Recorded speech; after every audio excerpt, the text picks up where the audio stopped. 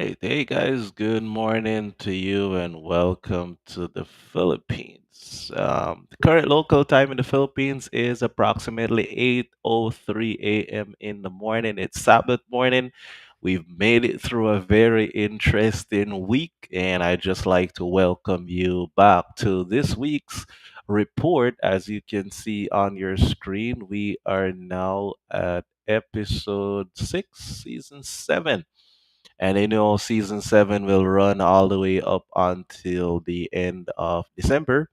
So this is Mission Flight Report season 7 episode 6. The caption is, why am I so emotional?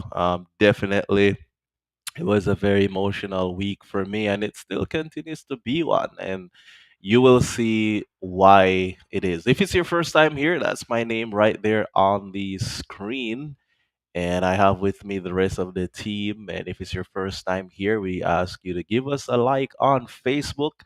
Definitely go check out our YouTube channel if you're not already there. Follow us on YouTube. And we do have Instagram and we have TikTok as well. Right. So definitely please go and check that out. And we encourage you to share the feed as you are watching. Please give us that share button. Just share it, and I'm sure others that you have friends with and follow you, etc., will be more than happy to enjoy the same blessings that you are enjoying. If for any reason you cannot endure the entire feed or stream, there's our email address right there on your screen. You can take a screenshot and reach out to us if you have any questions. We're always appreciative of your support that continues to keep us going. If you would like to learn more about what we do and who we are, please go check out our websites, by His Stripes Ministries 1844.com or flyingbyfaith.org. We will be having our Q&A session at the end of the feed, so stick around long enough, post your questions, we're going to answer them. And even if you don't stick around and you post it before we finish the feed and then you leave, we will definitely entertain your questions at the end. So we do have a Q&A session at the end. Once again, welcome to Mission Flight Report Season 7, Episode 6. Why am I so emotional? All right, we're gonna get right into the report. Hopefully, I can make this thing work. Um, yikes. Okay, there we go. So basically, this is how the week started out. Um, where we had a request here that came in. This is the route. So I'm using the Windy app, 453 nautical miles. It's a critical patient. They had reached out before, but due to the challenges with the weather, I was not able to help them immediately. I learned something throughout as well. This area, which is number 3, it's Palanan.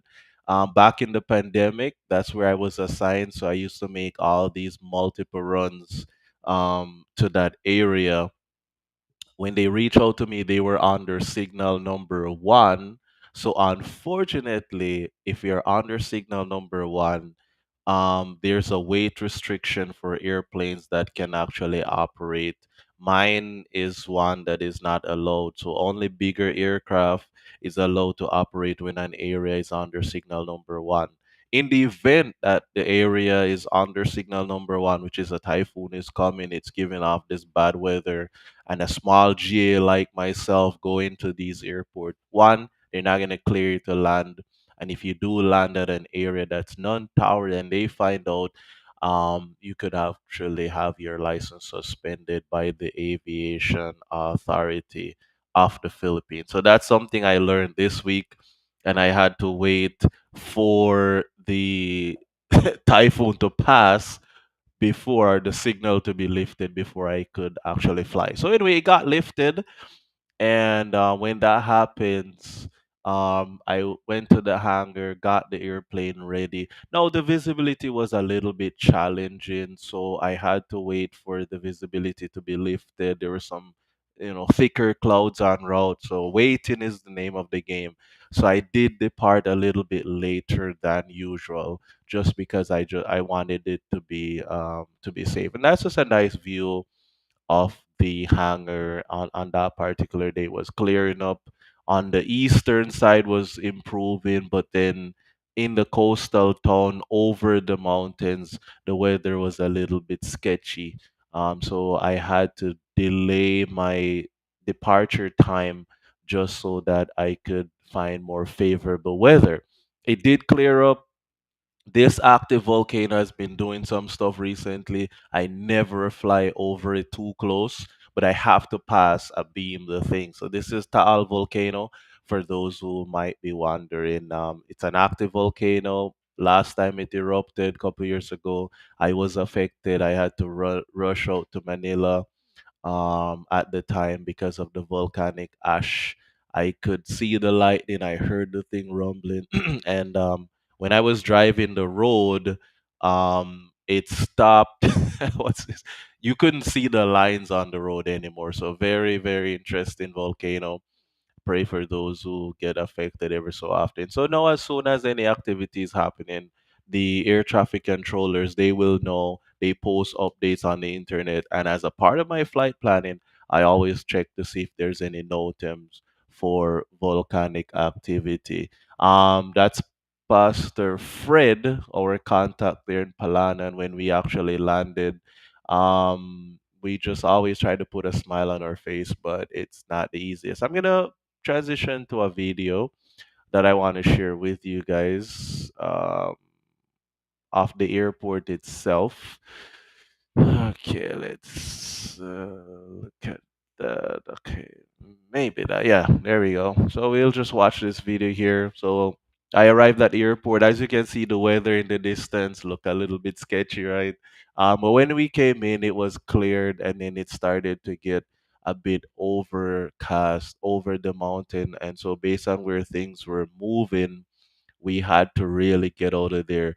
As soon as I landed, so it took me about 2 hours to get there.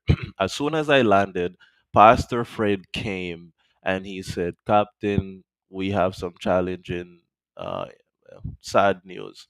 The patient actually coded, meaning the patient basically the vitals drop, and so now they ask us to wait. I'm gonna bring Nurse Nelson on screen. She can give you more info on what was happening when we got to the airport and what was the contact telling us to do.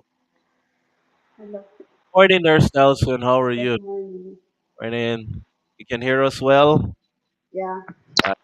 You're welcome back. Glad to have you with us. So when we got there, all I remember was Pastor Fred said, "Cap, Doc is saying she needs about 15 minutes to revive the patient." Did you get any other info? What was happening? Actually, I don't even know because that time I was busy doing my stuff because I am preparing myself for the patient. So Mm, I just know it when I think um, after you talk to Pastor Fred. okay. Yeah. All right. So yeah, basically, okay. So he said the doctor said the patient coded and they're trying to revive him. When someone codes and they're trying to revive, what are some of the things happening in that case?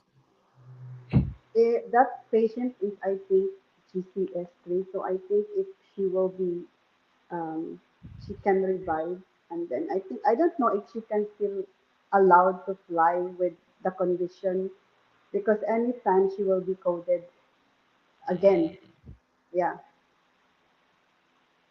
okay. So sadly, we couldn't transport the patient, so we had to go back to base. And yeah, it was a sad thing. So while we were there, the doctor tried to revive the patient so that the patient would be fit enough for flight. After about 20 minutes, we got the sad news that the patient died. So it was we didn't get any chance to go see the family and give her condolences because we had another medevac at the same time that was scheduled. So we were gonna try and help the second request depending on the time it would take to do the first one. So when we got news that the patient died immediately, we got our stuff together. We jumped in the airplane, filed a flight plan, and we took off again. Thanks to Pastor Fred for praying with us before we left. So I want to say morning to you, Pastor. Thank you so much. He had reached out and he prayed for us as we departed for the flight. Again, this is aviation. Sometimes you don't get to mourn. So as the pilot who gets so emotionally invested with these missions, once I sit in the cockpit, no matter what's happening in my life, I have to tune everything out and remember that my number one um mission is to fly the airplane. Now, at this point, we're rushing, right? We're rushing and we have to go back to base. That's where I'm going to pick up with this video. We didn't have time to go to a fancy restaurant and get a meal or whatnot. So the only thing we can do is grab some food and go. So shout out to nurse who had make some extra food and brought our little baonan. If you don't know what baonan is, go find a Filipino friend or two, and they'll tell you what that is all about. So in-flight entertainment, you have to keep eating and going. At this point, the air traffic controller um, said something and I have to respond. So want to say shout out to Mr. Richard. Right, this video is really to showcase Mr. Richard's work. Before the plane had heavy corrosion, it was very stable to fly. Look at that. I'm eating and I'm just barely touching the yoke because this airplane wants to fly itself. It does fly itself, even without an autopilot. So shout out to you. I was actually in a descent. Yeah, I'm descending to pattern altitude while grabbing a bite before I land. So a couple things for aspiring missionary pilot. No matter how you're rushing, eating is very important because that's how you keep your blood sugar levels stabilized. So you are more patient, you don't have fatigue, and you can make very, very good decisions when you're flying. And that's just the life itself. When time is an issue or challenge with weather, you don't have time to go to a restaurant and eat. You have to grab your food, put it in a bottle and dish, bring it on the airplane, and go. So that's just one of the things that comes. So we were in flight descending to pick up that patient, nibbling on some brown rice with tofu while while um still trying to keep the airplane stable and stuff. So here we got to the destination. It's Cuyo Island, and we're now boarding the patient. And many of you might be wondering, how do we get the patient in? Let me just pause the video a little bit. So when the patient is not able to walk to the airplane, and we have to lift them in either a spine board or a sheet. If they don't have a spinal injury, we've in this case they're using a banig. So if you look here, it's just a banig. Patient is not having there's no spinal injury, just cannot walk. And so we get the door off and then we bring them between the wing and the wing strut, right? So we put them in at an angle. Then someone is on the inside, which I hope one day we'll be able to make a thorough vlog to show you guys exactly how we load the patient. Because we get that question a lot, nurse. How do you board? Like aspiring pilots themselves, they're always wondering how do we get patients inside the Cessna. I like high wing just for this sake. The wing becomes an umbrella for rain, for sun. It's a shade as well. And so, anyways, definitely it's something that can be challenged. The heavier the patient is, the more challenging it is to get the patient in there. Because sometimes the weight of the patient and depending on who is helping and how strong they are, they have a tendency to want to rest that patient on the wing strut, and I always tell them, no, no, no, lift, lift, lift. Sometimes when it's coming in, depending on who is collecting the legs, they really need to have strength. So most time I'm on the inside. If the patient is heavy, I go on the inside and I'm the one carrying the weight of the legs to position them as I turn to the back there to get the feet in. Nurse, walk us through a little about this patient on this particular day. Um, I think that patient had ano, motor vehicular accident. Okay.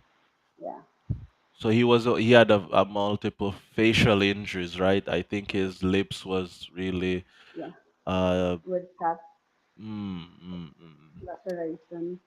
Yeah, so it took about 2 hours, a little under 2 hours to pick him up, an hour and a half to drop him off at the destination airport. And so we were able to get it done en route. As you can see, we had some challenges with the weather. I'm picking up some rain, but the visibility is still good. And on approach, that's something in and of itself. But on the approach, the wind was still continuing to be, yeah, the visibility was dropping, I remember, and I had to really keep my speed up to get in there. And it's just a video showing the unloading. So we got him out. He's now on the stretcher, and then the ambulance is gonna take the person on the phone. That's the watcher. I think it's the wife, right? That was that the Yeah, wife? it's the wife. Yeah. She was very emotional. I remember I looked at her eyes. She cried so much that her eyes were swollen from all the crying because somehow he had the accident and apparently was he critical or stable? No, he's stable. It's just that I had to put oxygen because the autosat is like um 89 or 90 something. So I have to put Mm. oxygen. Oh, Yeah. okay. Okay, I, okay. All right. Yeah, and I think with the injury and stuff, as you said, one of his eye was a bit swollen. You could see the suturing. I think he damaged some of his teeth as well. So apparently, I'm guessing that he was not wearing a helmet, or it's a half mm, helmet with a facial head injury going on. So the island wasn't able to the hospital on the island wasn't able to handle that case, and yeah. so they had to transport him to somewhere else. Yeah, that's Um why never, I know, never drive when it's like the road is wet or you are drunk because, you don't know what will happen to you. yeah, that's true.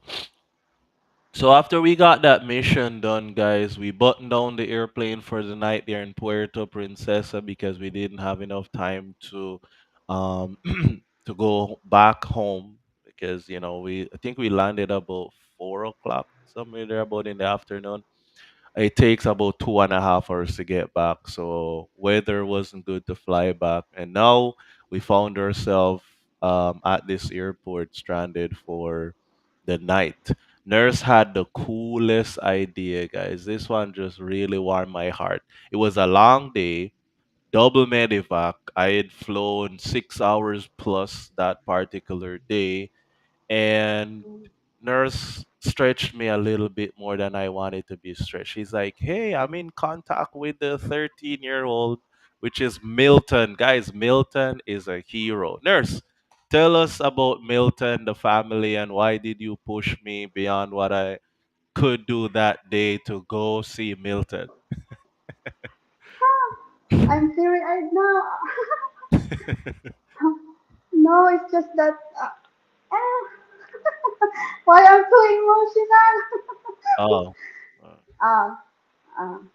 Yeah, it's just I have contact with the parents and I always say, how's the patient, how's Milton? And then I like it when the relative or the mother would respond to me because I would know the situation because I thought that boy can't make it, right? Mm, Because when we pick this patient, it's like the auto stop keep dropping and dropping and dropping, right? So okay. yeah. So when the last, I mean, when I messaged the mother, when I said how's Milton, then the mother told me, oh, he's he will be out in the ICU for maybe tomorrow, like that. So I was like, wow, so he made it, right? So I Mm, was like, wow, there's a miracle on that boy, and he keeps fighting for mm, himself.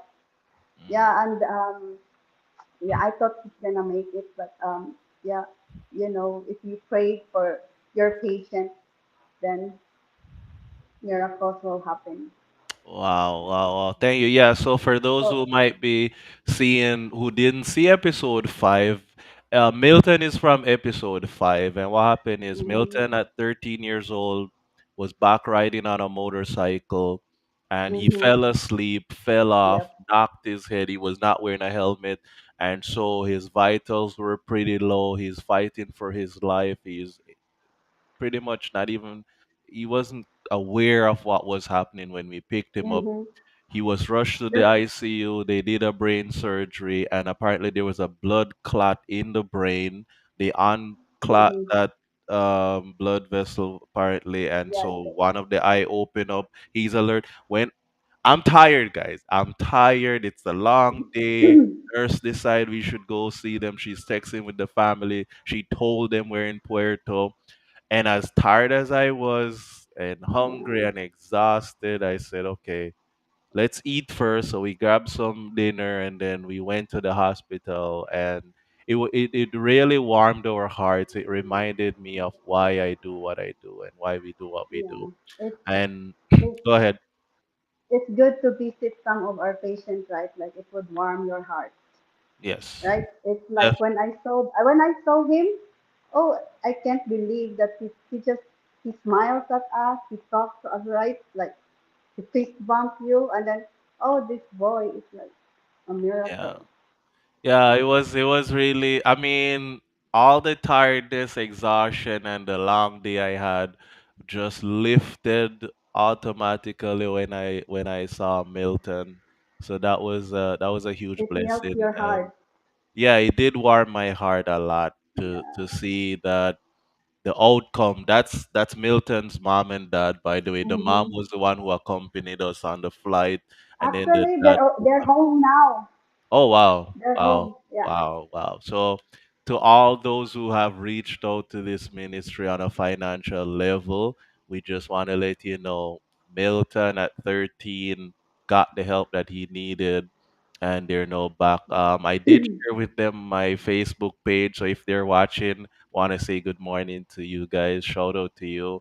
We're happy to have been of help to everyone. And it's just one of those stories that we'll remember it for years to come. And Yeah. there's days when it's tough and challenging, but when we remember missions like Milton's case, bring him out critical. And I always say that to nurse actually, because sometimes we do pick up patient who is 50-50. And I remember I had to ask the family if something happens with this patient, do I continue to Puerto or turn back? Milton's dad right here, he said some keywords. He said, Captain, praying is the best thing because I told him we are praying. He's like, prayer is the best thing right now. And he said, Captain, if anything happens, just bring my boy back to Coron, and it's okay. And so to be able to see him, knowing that his boy is still alive and he made it, it's always a blessing. So to all our donors and those who pray for us on the social media platform, you guys can embrace this victory that we did help to save one more life. So I'm so happy for that. Nurse was really excited. I That's guess as a that's my nurse, first time to visit the patient. I see, Of I all see, the I see. patients I had, it's Right. like it's the first time, right? Yeah, yeah, that's true. All right, so right at the airport, guys, on and continuing our report here. Um, the oil change was due on the airplane, and I'm not at base, and so I had to make some calls, get some oil right there and then. This was a Monday. The weather was bad. I couldn't go home. The oil change is due, and I'm like, Ah man, you know what? Let's get this oil change. So shout out to those who are at JCA hangar who allowed me to pull up the airplane, borrow some space in their hangar, so That's so that I nice.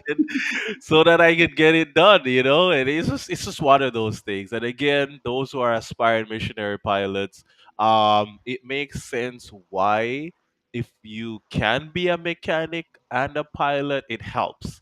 If you're not a mechanic, at least have the willingness to learn. There are guys who can mentor you into the maintenance side of the airplane. There's a lot of basic things. If you work on your car a lot, because that's where I learned basic mechanics, working on my friend's old vehicle, and then I ended up with two old vehicles that constantly needed maintenance. The one I still have, it needs maintenance as well. So having a mechanic's brain helps in mission aviation. So I was able to whip up an oil change pretty quick. Some people ask what it would take. As you can see, we don't have any female missionary pilots, and that's kind of not deliberate, but there's a reason behind it. All right. So, nurse, we're gonna put you down for now, but we're gonna Okay. bring you back later. Okay. So I have some clips here that I want to show you guys because many people wonder what the life of the missionary pilot is like. This drum is full with fuel, right? So the weather is not the best. I need to get the oil change, and so I have extra fuel that I keep at this airport. So in the event that there's a request when I'm here, usually I have to divert to the other base, which puts an extra hour and a half flight to my flight time in order to get another mission done. Or I go back to base to get fuel, then go pick up the patient, which is so time consuming. So what I've done is I have prayerfully challenged the Lord to provide me with the funding to be able to get fuel to be stored at this base. Now the storage is one thing. So if I have a medevac and the fuel is in the drum, I don't have the luxury of calling the hey, fuel truck, can you come pump me 20, 30 gallons? Not an option. You have to do it yourself. Now I'm gonna play this clip to just show you. The drum has about 190 liters. This thing weighs about 300 pounds or 150 kilos. Okay, just watch this, guys. Watch it very quick. If you blink, you're gonna miss it. Okay, if you're an aspiring missionary pilot, okay, you have to have the skills and the strength to be able to lift a whole drum of fuel. Okay, what happened? What happened? Ay, ay, ay. Okay, I didn't want to go to that clip yet. Ay, ay, ay. How do I go back? I think my stuff just switched into a big screen and I didn't want that. Okay, yeah. So the technique is this: you have to lift the drum, get a hose, and empty that drum into 20-liter bottles or 5-gallon jugs, and then you put it on a cart, you haul it across the airport, and you fill the airplane up so that you can go help another patient, right? And while you're doing that, it's hot, sometimes you're hungry, you're sweating, okay? So for those aspiring missionary pilot who think that it's a world where you wear bars on your shoulder and the hat and the different bling blings and the uniform, and you just show up to the plane with your nice shades, flight blog. That's not the missionary pilot world, folks. It's all hands on. And if you have a flight nurse like my flight nurse, the best thing that they can do for you is take your videos. That's it. The best thing your flight nurse can do for you is to say, "Hey, I want to make content out of this." So, nurse, that's all nurse does.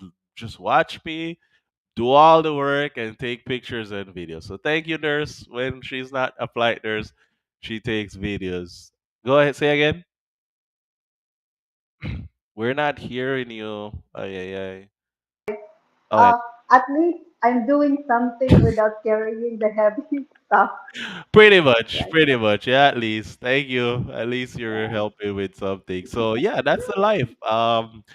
Picking up those drums, and so here's one of my thing. As you know, I just celebrated another birthday. I'm not yet 40. So some Sana things all. will tell me when I can't do this, and when I cannot lift that drum anymore, then I know it's time to hang up my pilot's license and retire. And you have to really know what you're doing because it's a heavy drum, it's flammable, there's no room to slam it down or mistakenly drop it, etc. And I have fun doing it. I think on one of the video I was doing some martial arts, that kind of stuff. So it's like having fun. Now, about 2 years ago, I had made a post about this where I was flying the six-seater airplane at this very airport, and it took me about an hour and a half to learn how to siphon the thing and all that stuff.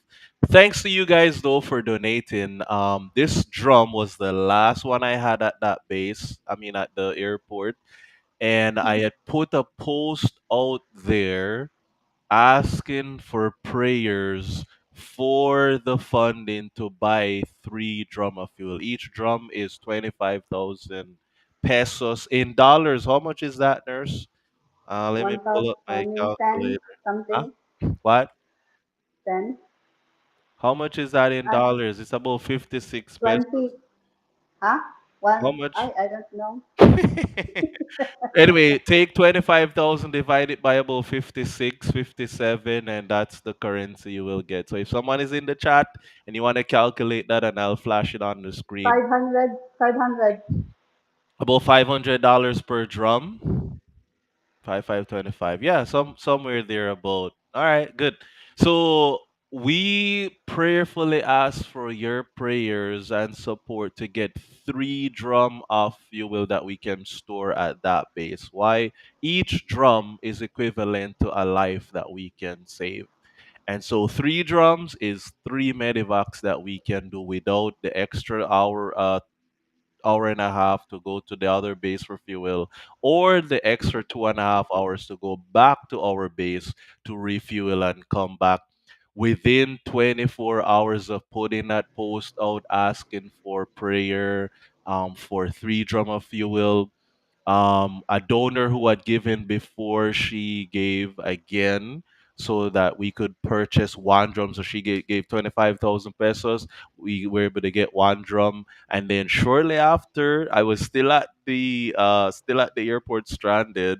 And my someone reached out to me who is a donor from before. He reached out again and say, "Hey, how much came in already for the fuel?" I said, "One person donated for a drum already. We still need two more."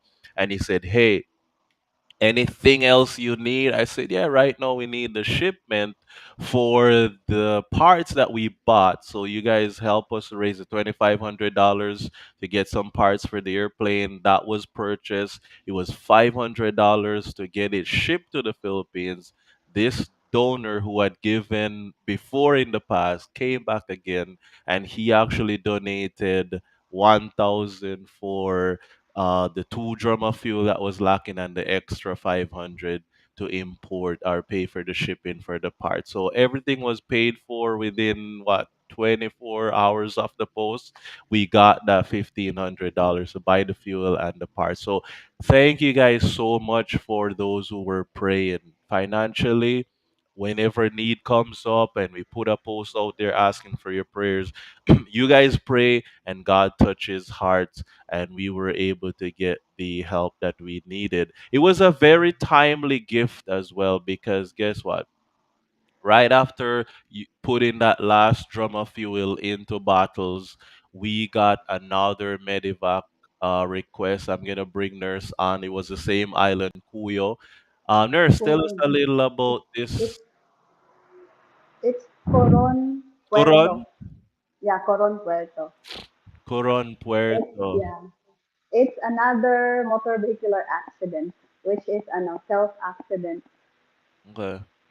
Yeah, the patient, he had a little, few. drinks of alcohol, and then all of a sudden, the he had elevated mm, blood pressure, and then yes, then out of balance, then he Mm. hit something. But it's good that he's still still okay. Any Yeah. updates on him or no? No, because when I messaged the wife, I think she did not respond to me. Okay.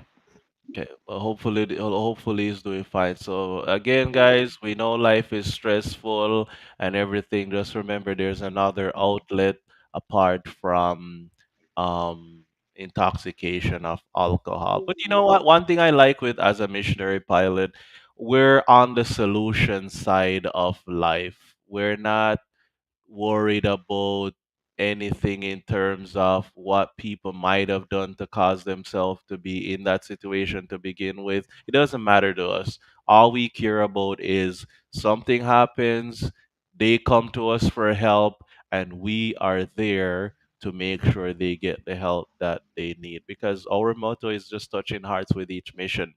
Now, gonna get into a little bit again about the missionary pilot life. I guess every so often I need to showcase these things so you guys can have an idea what we have to deal with. So we're at the hangar. We got that mission done. We got to change the oil. And I'm hungry. How do I survive? You're vegan. You're out there. You need to eat. You need to keep surviving. So I'm a Boy Scout. Okay. So the night before, I bought myself some peanuts, some what's that? The fruit cocktail, some creme top, and I'm gonna whip up breakfast right there and then. Right, that's breakfast. I think did I have an audio for this? I think so. Let's see if we have an audio from outside the studio.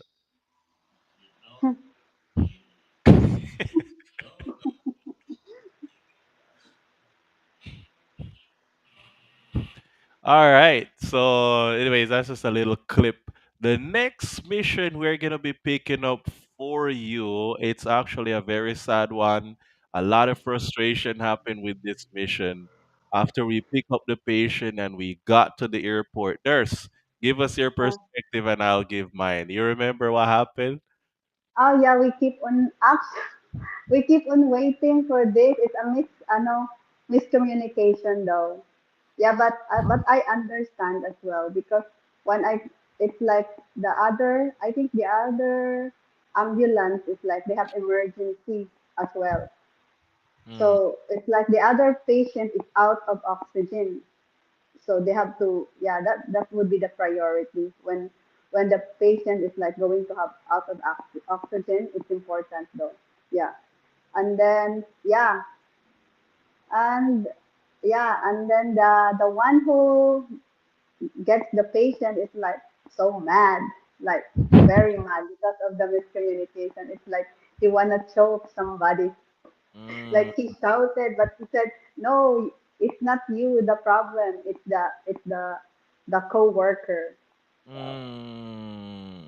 Ay, ay, ay. I remember that one. Yeah, so we're sitting there, guys. We got the patient in, we're sitting there, and we were there for almost an hour. Yeah. About an hour, the patient is in the airplane, and I remember at one point the best I could do was position the airplane in such a way that the wind would blow in. So I removed the door, the patient is still lying down, so I positioned the plane where the wind would blow inside the airplane just to keep him cool. Um, and we're just sitting, and nurses on the phone trying to coordinate to figure out where the ambulance is and what's happening. Finally, the ambulance showed up, and when it showed up, it had the driver is in military attire. The guy looks like he's Marine or something.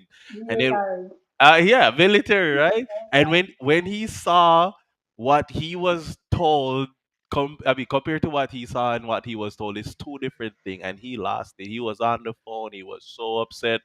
And I remember I went to nurse and I said, Nurse, okay, here's the thing.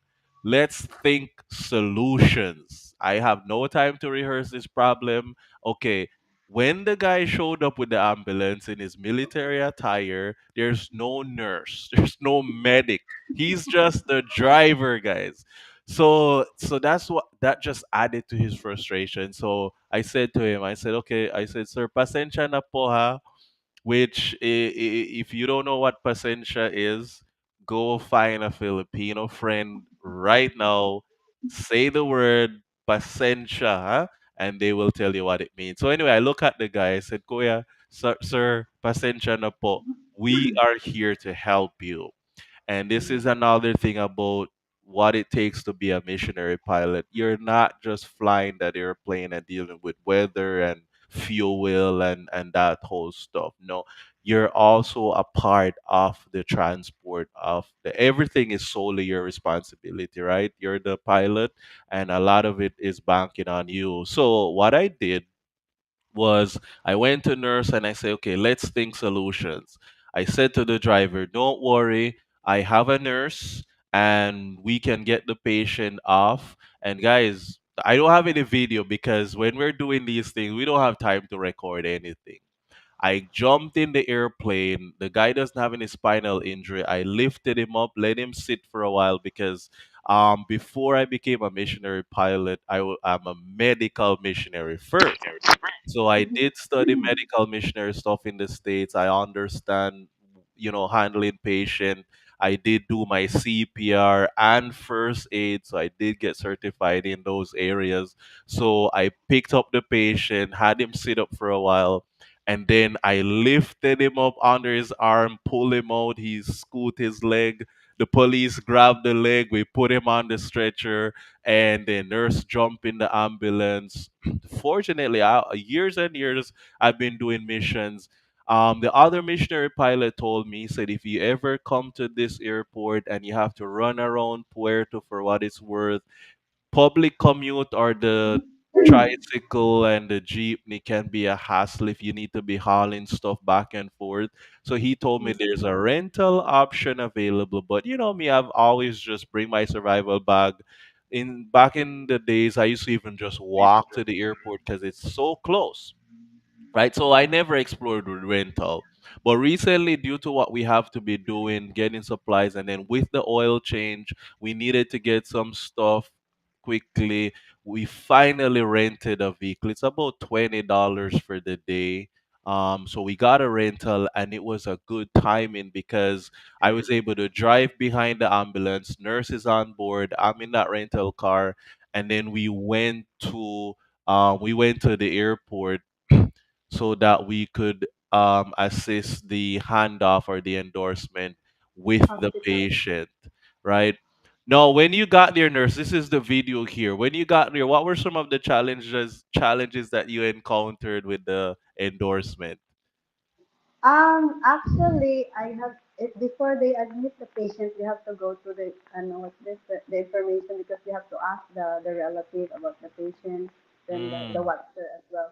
Yeah, mm, then they have to like ask you something, and then yeah, it's like I have to wait for the doctor at that time before I endorse the patient because the doctor of that time is like they're busy as well, so I have to wait for her. And then they have a lot of questions about me of the patient. Yeah. interesting, interesting. So it was a long day, and But I learned, no, I learned every time I do the endorsement, right? I've learned a lot as well, which is good that I will be exposed to the hospital endorsing the patient.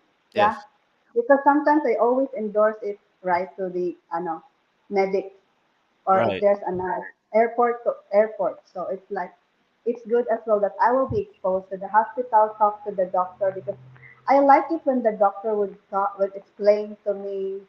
He would say to me the next time you would be like this one and yeah because yeah a Okay. lot of questions but I survived though. And that's good. That's good. So again, just being flexible, versatile. These missions is not.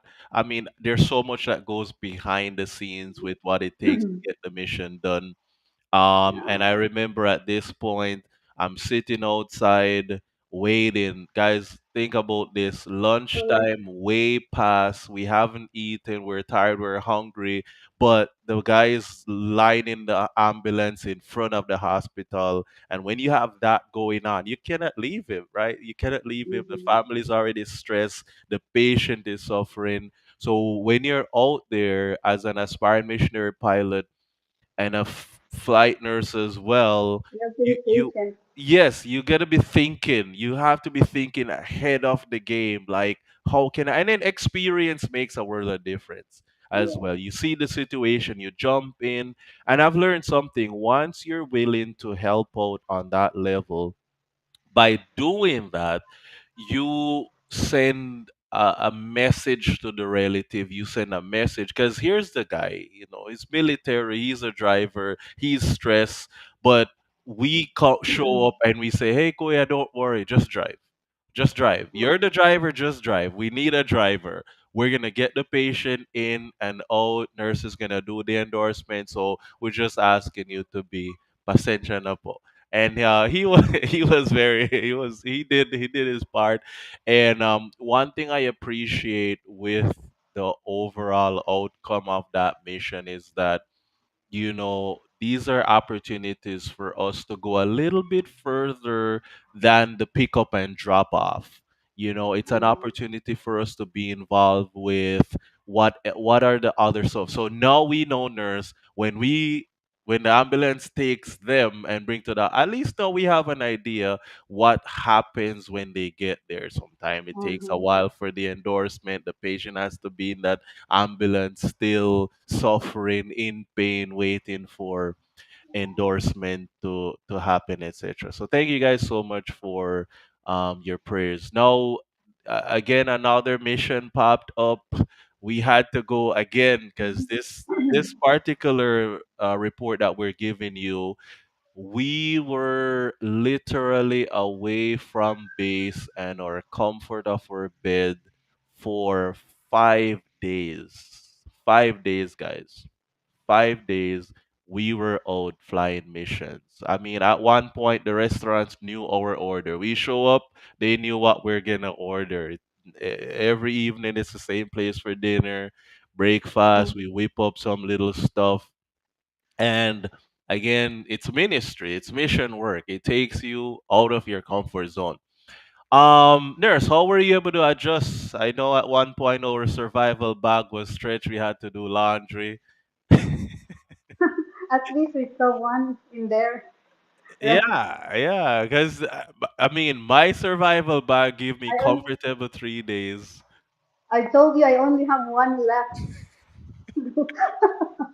so we have Yeah, to find one. yeah, yeah, Yeah. we did. And in that case, whenever we go to the laundromat, we cannot just go and just drop the clothes off. You have to say, we're stranded here, we're running out of clothes, and could we have express, right? Yeah. So we did ask them for a request. Because if you don't, they'll just put your laundry in line with everyone else.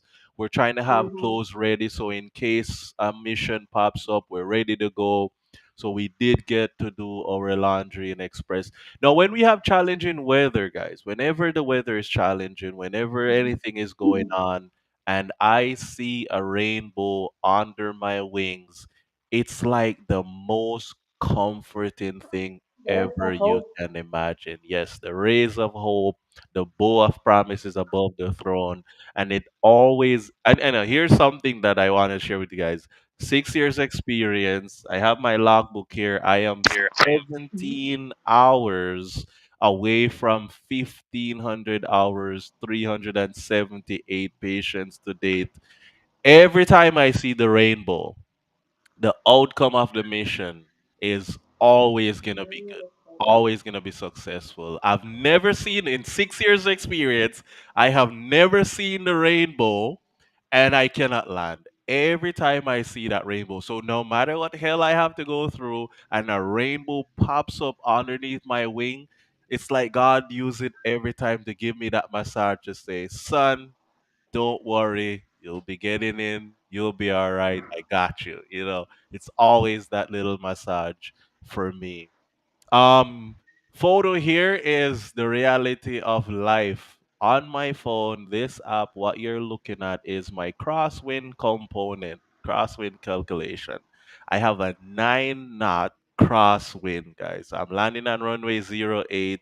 The winds are blowing at 010 at 10 knots, which gives me a 9 knot crosswind. You have to keep in tune to the reels where I show you those landings and what it takes to put an airplane down. So, again, I do have aspiring mission pilots who follow my content.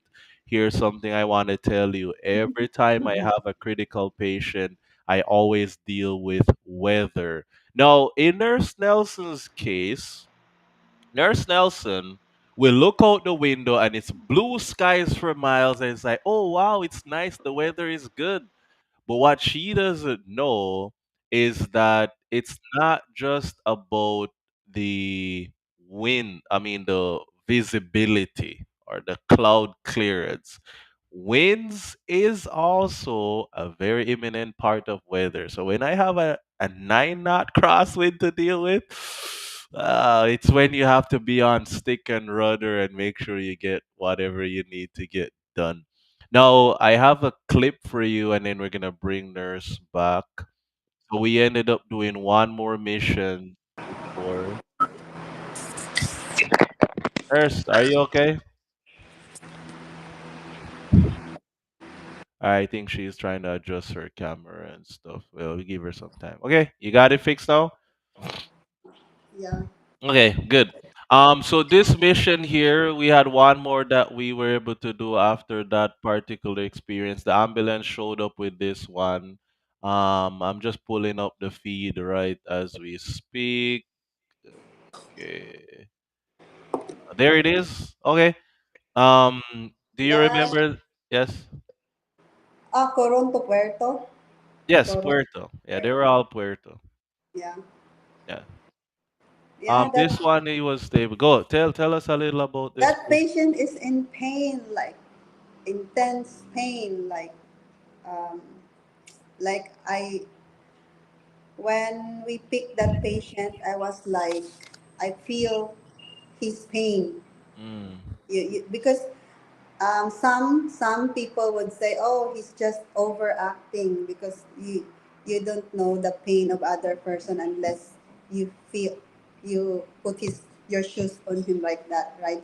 So yeah, it's like I was so emotional at that time because when I heard him saying, I can't, I will surrender, I can't live, he said.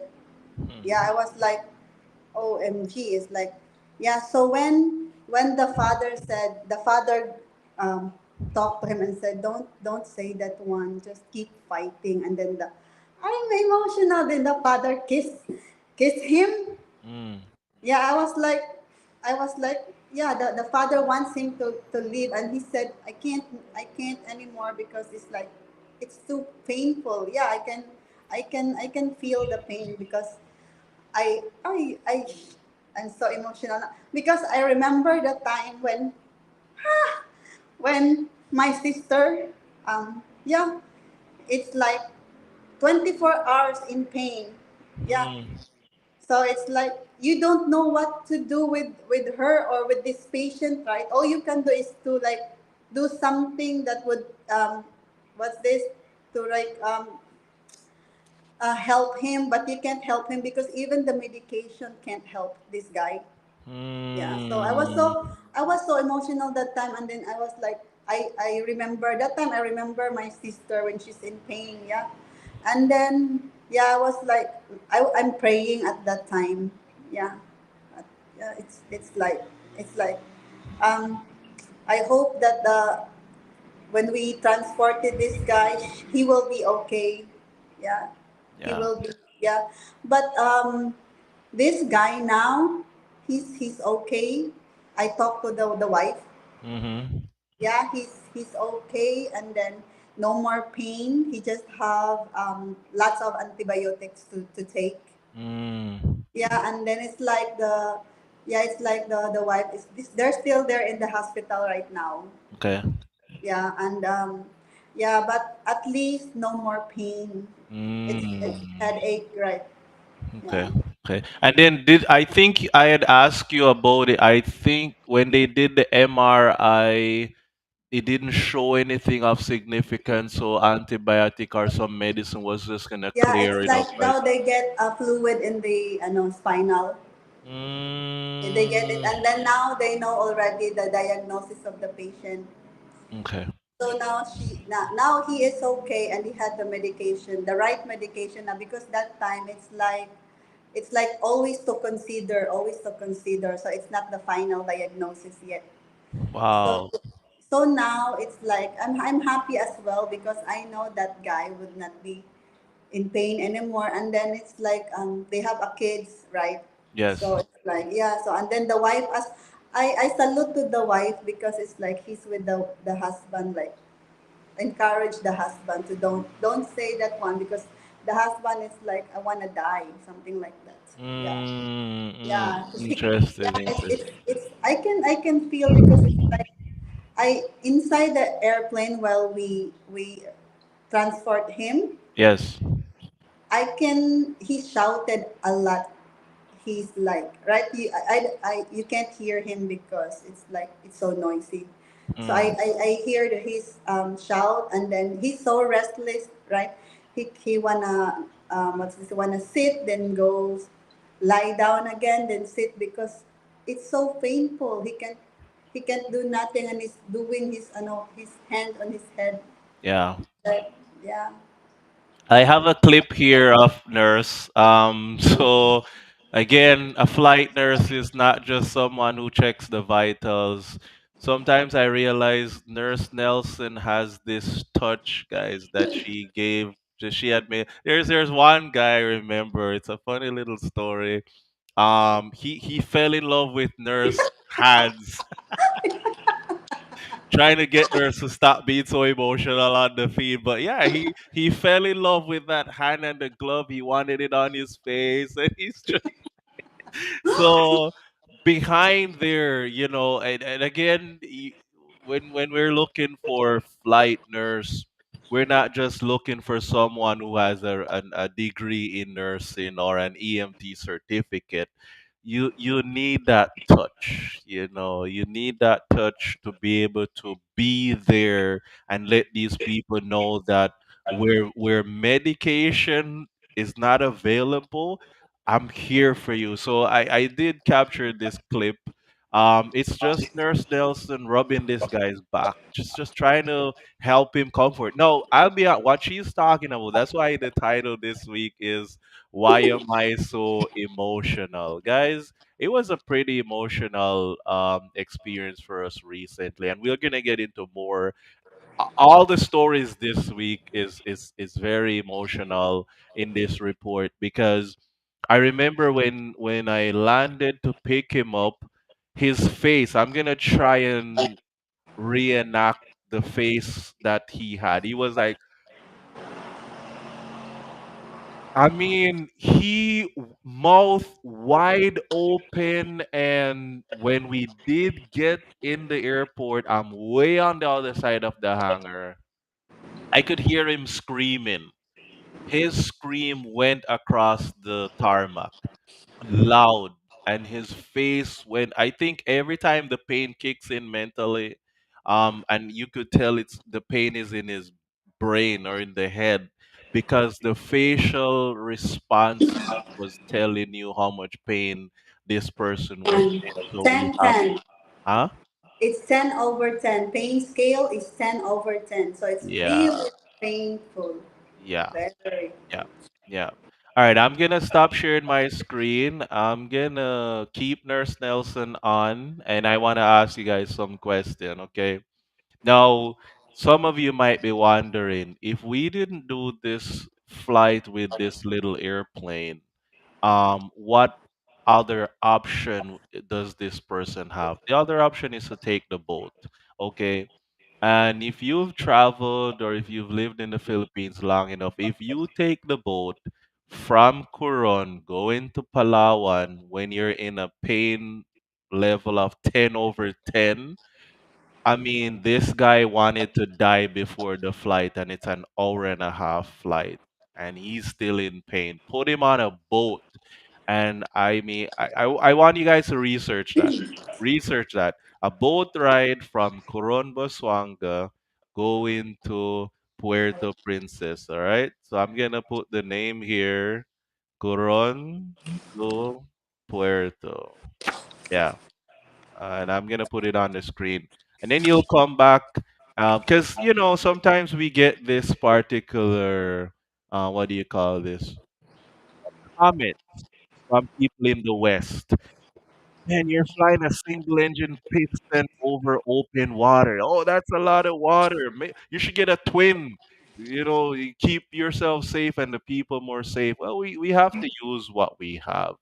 And I did have a clip. It's on my page there. It's a reel where I show that as slow as this little single engine piston airplane is over open water, it's a lot faster than the boat. And so if you had put this gentleman on a boat, there's no guarantee he would not have taken his own life by jumping overboard when the pain was too much for him. So we're grateful for this little small single engine piston airplane. It continues to make wonders. And for those who have been following us long enough, these are just some stories to let you know how impacting these flights are. As we get ready to close the report here, we got that mission done. We're pretty much done with the missions in that area. We didn't have any more extra fuel.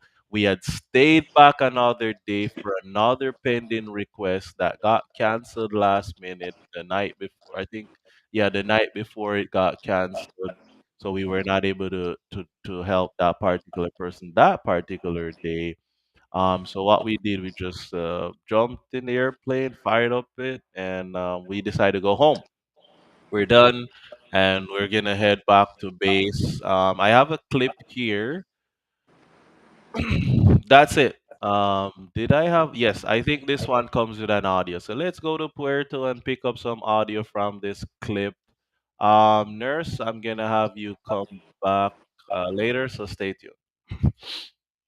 All right, so here's some audio that we're gonna pick up. Not every day you get to see the moonlight like that in the early morning. And some days you gotta get out of here early. What else?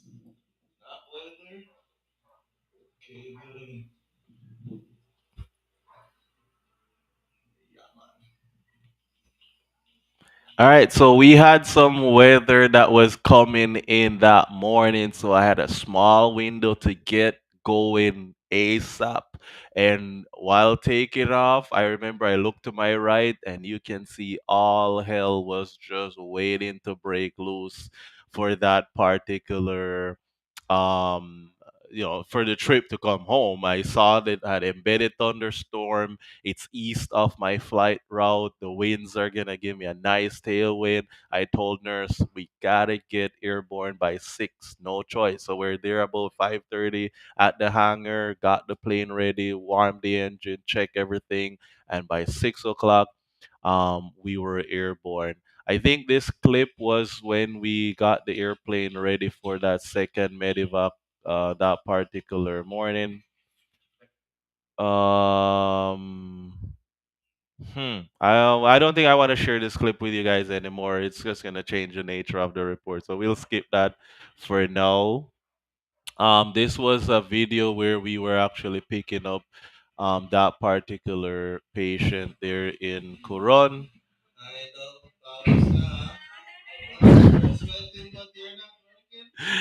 This one nurse was not with me, so we had another medevac from Coron. Oh no, yeah, nurse was with me. Uh, I'm gonna mess up the report. Let me bring nurse back. Nurse, I almost messed that one up. You remember that one, Yeah, yeah, Sangli? that's the last patient. That's Toronto, Puerto. Ah, okay. Ay, Toronto, Puerto. Ay, No, Toronto, Sangli. Toronto, Coron Sangli. Sangli. Coron Yeah, Sangli. Okay.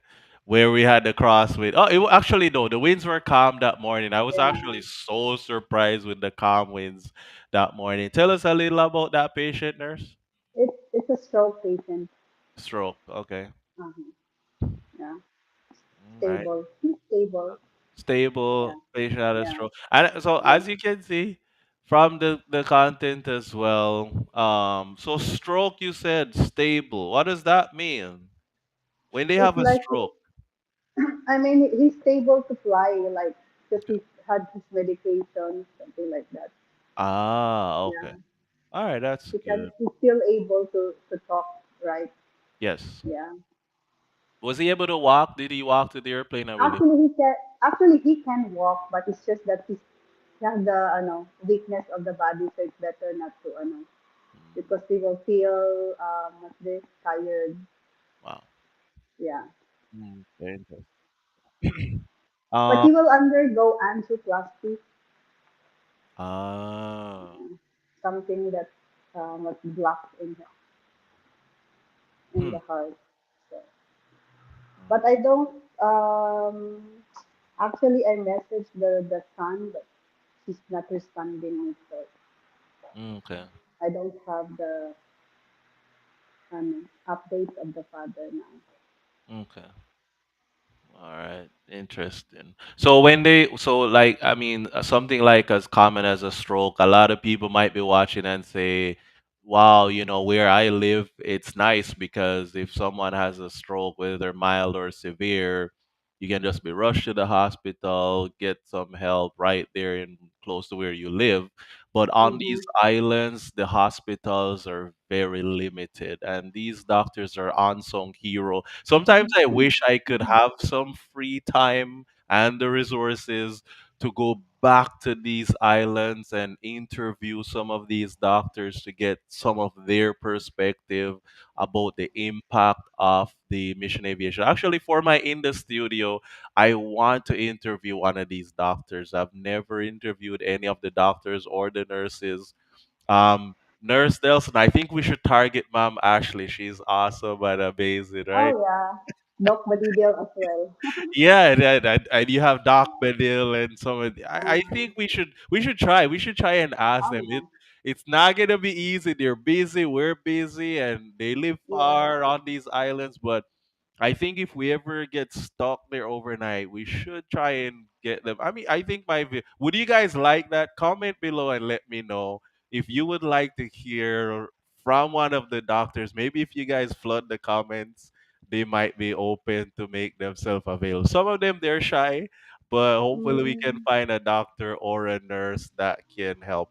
Speaking about that, you had a conversation with I mean nurse Nanette, one of the odd nurse that you can ever tell us, share with us that conversation.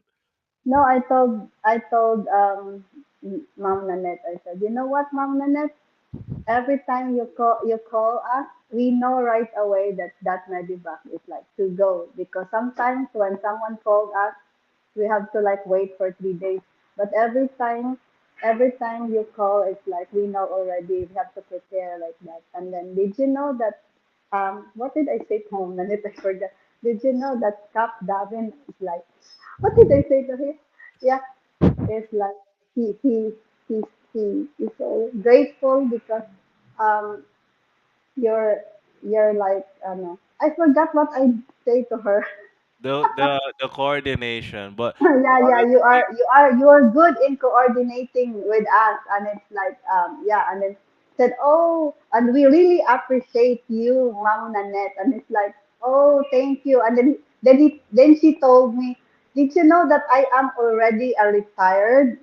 And I said, oh, and then until the hospital still wants me to coordinate with this one because I told them because you're so good in coordinating. yes, yes. Yeah, yeah. She does have her hands. And again, see guys, these are volunteers. So Ma'am Nanette, which is one of the former nurse there in Coron, still our Cuyo, still our contact, still coordinating flight. I mean, when she reached out to me, if Ma'am Nanette texts me right now, I have to get off this feed and go. Because she's gonna say, Mm. Captain, can we have medevac today?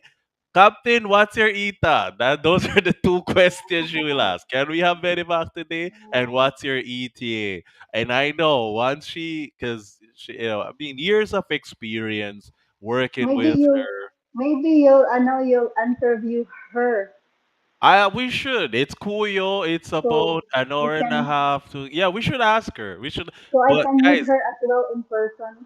you guys have to make it happen, huh? We it will Yeah, take a little bit of time and resources on our part to yeah. be able to fly there, go interview her. Maybe Mikey, if you're watching, we would take Mikey with us. Mikey, that's our next project. So pray for us, guys. Partner with us. It would take about at least a drum of fuel, which round trip, yeah, about 5 hours round trip to go there and get, yeah, and we got to bring a team, right? We got to bring Mikey with the camera, and we go and we do an interview. It would be nice. Not only that, here's something I'm thinking about, and you guys, it's Christmas, right? It's giving season, Christmas season coming around. I'm not gonna tell you guys what I'm working on, but just something you can keep in your prayers.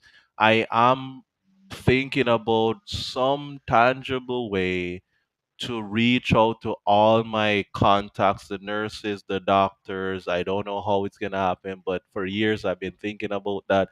I would like to show them a little token of appreciation for their years of service. They do it for free. They're doing it for free. They're not being paid by the government extra to coordinate these flights, come to the airport, be able to be. Sometimes it's late at night, they're texting and calling, trying to find a hospital, an ambulance, then they reach out to us, and it's a lot that goes into it. And so stick around for that. If you want more details of some things I'm thinking about, shoot me a message, and I think we should definitely reach out to them this year and give them some little, I don't know what we're gonna do, but we'll make it happen. So anyway, we got this patient successfully transported, and as you can see, this is Sangli. Shout out to Sangli. Sangli staff PMP. When I'm coming in on the radio, they follow me, so they love this.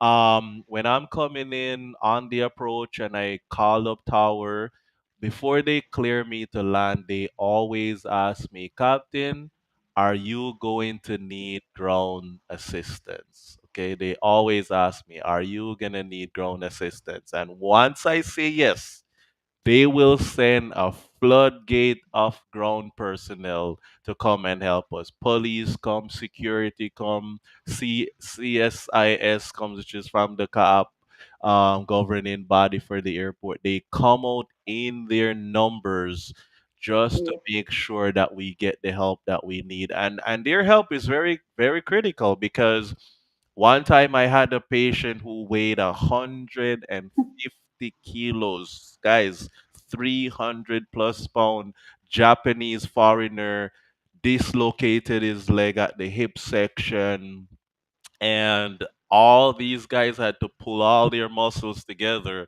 in order to get that patient off. So once I figured we might need some help, they're there. If the ambulance is late, they jump on the phone, they call, finding out where they're at.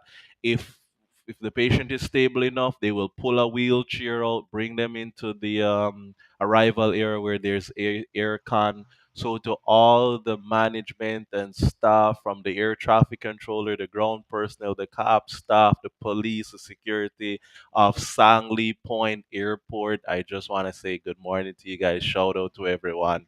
You guys are awesome and amazing. And I appreciate how you go beyond your call of duty to ensure that our work in helping the Filipino people and the foreigners who come as well is one of success. As you can see, this lady is gonna wipe her sweat. So many of you might be wondering, why do we use Cessna high wing aircraft for these medevac? Let me show you. It's hot, it's sweaty and humid and all that stuff. It's the Philippines, right? You're gonna see what she's gonna do, right? She's wiping her sweat, but notice where she's at. Notice where they are. They're all hanging out underneath the wing of the airplane. Okay, when the ambulance comes with the stretcher and everything, that's where they put it, and that's why we use high wing aircraft. For those who might be wondering why we do that, nurse, we're gonna have you come back later. You've been awesome and amazing, and we're gonna tune into you again. All right. Okay, so as we get ready to close, I had a medevac that did not require a nurse, and ever so often these things happen. They come on the airplane and they get very emotional, especially when I'm taxiing to take off. I think it hits them where I'm now leaving this island to go out. Sometimes, based on their illness, I wonder, is it in their mind that they might not come back? Because I mean, sometimes that does happen. But every so often when I pick up patients, and just as I'm about to take off, they just break down emotionally, especially when they're in the co-pilot seat. Sometimes depending on their weight, they're not laying down, they're heavier than the watcher. I have them in the co-pilot seat. They just get very emotional. And again, why am I so emotional? Again, this week's report, guys, it's just emotional after emotion after emotion. This lady is from Lubang. We have the typhoon season happening. Lubang is very short, 15-20 minutes. I'm there, 30-40 minutes. I get the patient off. 20 minutes later, I'm back at base. So about 2 hour flight total time. I cruise at a very low altitude when I go to this island because it's so short of a distance, 39 miles, 45 miles, another 25 to get back home. So, due to how short it is, even when there's like a typhoon season, if the winds are right, the visibility is okay, and the cloud ceiling is at least 4,000 feet clearance, I can help people from Lubang easily. And that was the case with this. The typhoon was affecting more northern Luzon area, not so much our area, and I was able to help the patient to get the care that they needed. I picked them up. Again, this is just a little special thank you for the staff there. When I got to the airport, their pickup ambulance did not come as yet. She's stable enough. I told the ground personnel, "Do we have a wheelchair?" "Yes, sir. Yes, cop. We have a wheelchair."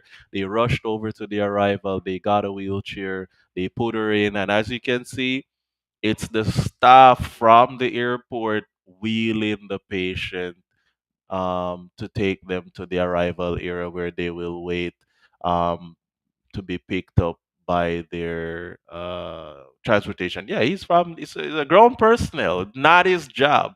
But when I show up there at Sangli, these people are always willing to go beyond their call of duty to help us to help their own people. And that's always amazing. We have some more stories to tell you guys. So that was pretty much the end of the flight side of things for now. We have one more mission. The weather got really bad and I was not able to fly. So I rushed into Manila because the package came for the airplane parts. Shout out to Johnny Air. Thank you guys so much. Very expeditiously, we got the parts here. It says, "I love Thursdays." It was a Thursday when we picked it up. Shout out to Johnny Air. You're getting free publicity on my page. So you guys might want to give me some discount next time. Anyways, Johnny Air has been awesome. I got involved with Johnny Air when I was trying to restore the airplane. We needed some chemicals to be shipped, and Johnny Air was the only air cargo in the Philippines that accommodated those hazardous chemicals to restore the airplane. I've been using them ever since. It's been over a year now, and Johnny Air continues to be a shelter for me.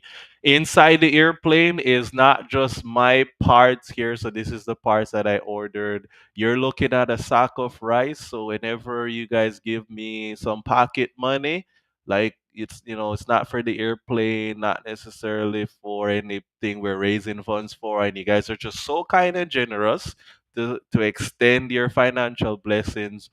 I buy bigas or rice, and I package them up, and I give it to family. I was told the average family of mom, dad, maybe 3, 4 kids, a half sack of rice like this can last them up to 2 weeks.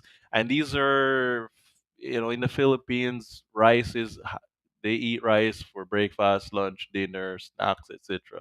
So for them to have it for 2 weeks is a huge blessing. I pay about 20 something dollars for a sack of rice, which is 50 kilos. You divide that into and so when you guys give financial support generally, instead of just taking that off for myself, I give back a percentage of that to local Filipino families. Some of them are families that I've been giving that for about 2 years now. This is a ministry I've been doing now since pandemic actually, 2021. Yeah, so 3 years. 3 years I've been doing this. Sometimes I vlog about it, sometimes I don't. But there are about 5 to 6 families who consistently gets when once I have supplies, I give those families.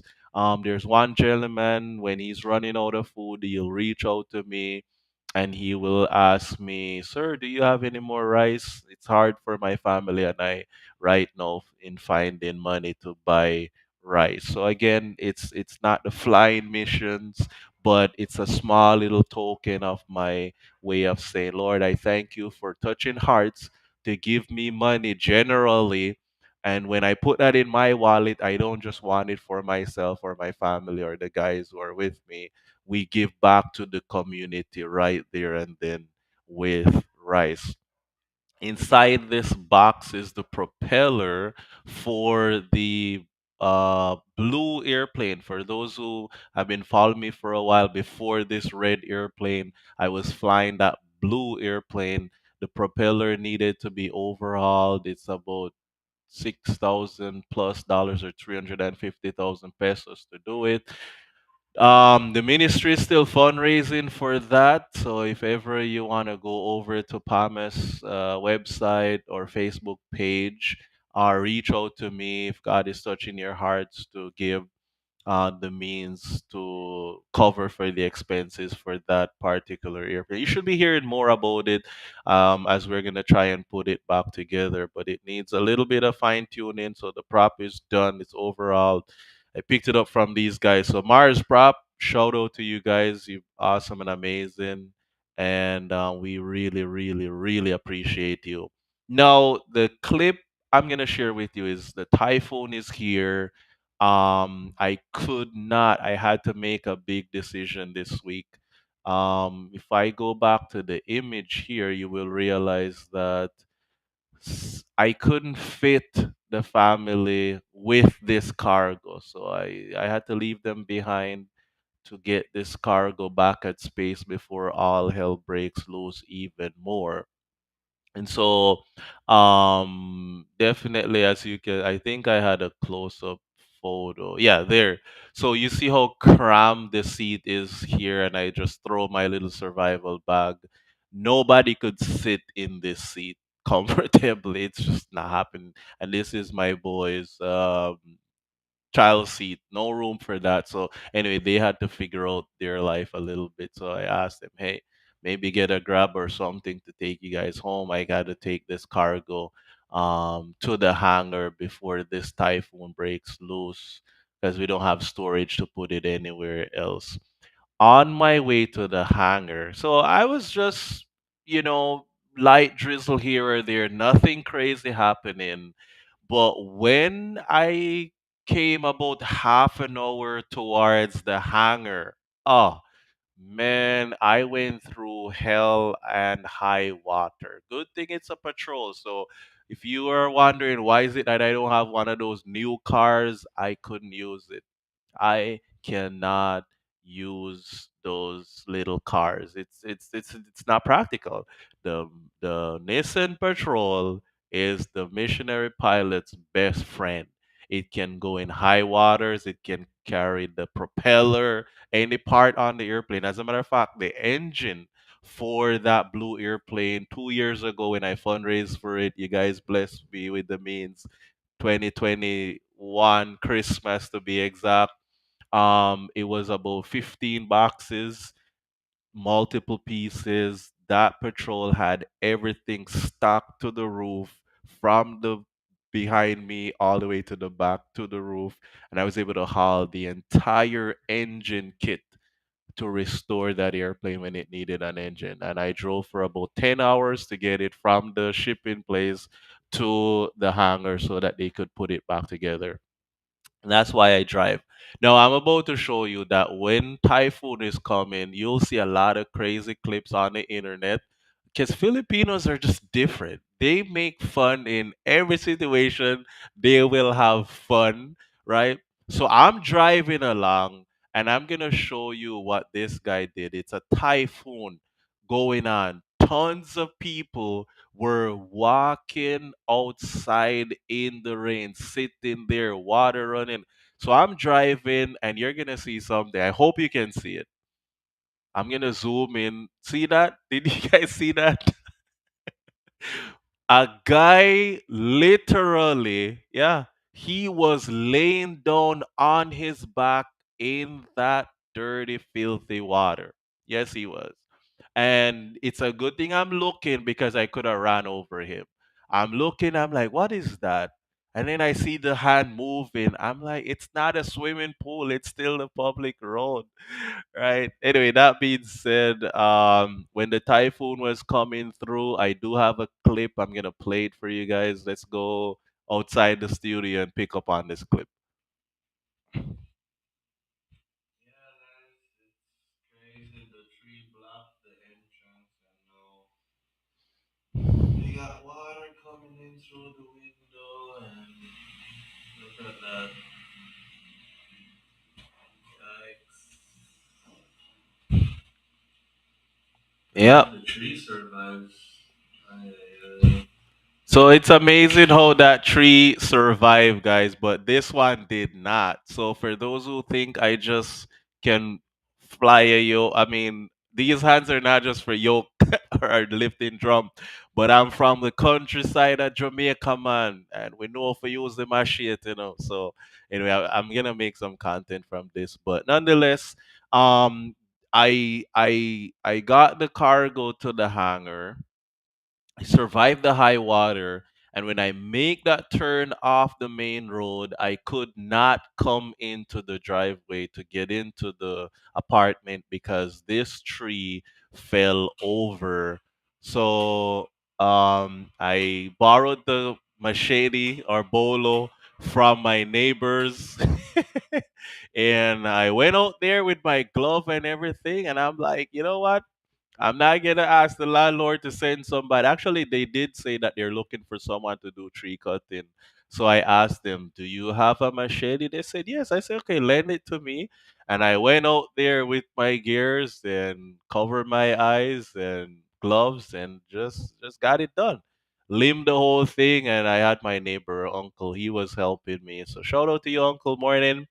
And that's just how you do it. You help to put everything back together one at a time. And the bolo was pretty sharp, but the handle is weird, so I got some callus there on my hands. But apart from that, it was good to put in some work and get it done. And again, just being a missionary is not just I stay at home and just wait for flights to come in. You gotta do what you gotta do to be a part of the cleanup. And speaking about that, something was happening at the apartment. I did put a post together during the thing. We had no water, no electricity. We had to survive. Hauling water at one point. And I did whip up a little post with a little internet that I had access to. And somehow I think I might have given the wrong impression on the post. I want to clarify things. So Nurse Nelson, and later on you're gonna meet Janelle, who is a missionary with us. They stay in an apartment down the road, and their neighbor, unfortunately, their roof was blown off. So the apartment owner was kind enough to allow the family to camp out in one of the uninhabited rooms beside Nurse Nelson and Janelle. So I went there, I saw them and stuff while I was giving some water for Nurse Nelson and Janelle. Saw the neighbors, and then I'm gonna have nurse come back and tell us what was the condition, what was happening with them. I was moved with compassion for that family, and I reached out to them. Nurse, tell us. Yeah. What was their Well, reaction like? now I feel pity on them because it's like when the roof was blown with the wind, it's like, oh no, it's like, so I have to like, before that one, I saw the kid there in the other room. So I was like, I have to stop them because what if they are intruders, right? We have to have safety first. Like, hey, what are you doing here? It's not good that you're here because it's bawal. So then the kid, the male kid, the boy told me, "Oh, we just stay here because we are, soaked. Our house is soaked with water because we don't have a roof anymore." So I went there and checked. So I said, "Oh no, so you live in here?" So, yes. So that time it moved my heart. It's like, wow. So it's like I feel like it's still good that the owner of the house gave them no, a space to stay for like 2 days. So yeah, that's why I told you because at that time as well, it's like that they have food, that they have I mean, where would they cook? Because I know that they don't have gasol in there because they only bring like their sleeping mat. Yeah, Wow, wow, like wow. that. Interesting. So yeah, we went there and I mean when I saw them, I mean I was moved with Uh, compassion and my emotion got so I after I came to give you guys the water and I'm walking away, I happened to be passing by and I saw these people lying on a little thin foam on the floor. And I was mm-hmm. like, oh, so when I asked you and they said, yeah, they're staying there because they lost their roof, I was thinking, Yeah. no roof, they're going to be hungry at some point. So I was Mm-hmm. like, we don't have enough water and the resources to really cook in our Actually, place. actually, I offered them like, if you wanna cook, guys, you can use our gasol in here. Right. So when I talk to the mother, it's like, oh, it's like they don't have food to cook. So yeah, so I shared some of our food in here. Hmm. Yeah. Yeah. And that's where the story got a little twisted on Facebook. So what happened Ah. was I drove to town and I was thinking maybe there's some place in town that's selling food. So there's KFC, there's McDonald's, there's Jollibee, there's Chowking, but McDonald's was the only fast food restaurant that was still open. So I went over there and I ordered McDonald's and I said it's there's rice, there's chicken, there's juice, there's some fries, and I'm gonna give it to this family. At least they can have a meal for now. Little did I know when I followed up with nurse that they had no idea where they were gonna find food from. And so here they are, cold, wet, on the floor of the neighbor. They don't have any roof. They don't have the option to cook. And I mean, I'm not a fan of McDonald's, but they were open in the storm, and I was able to get some food.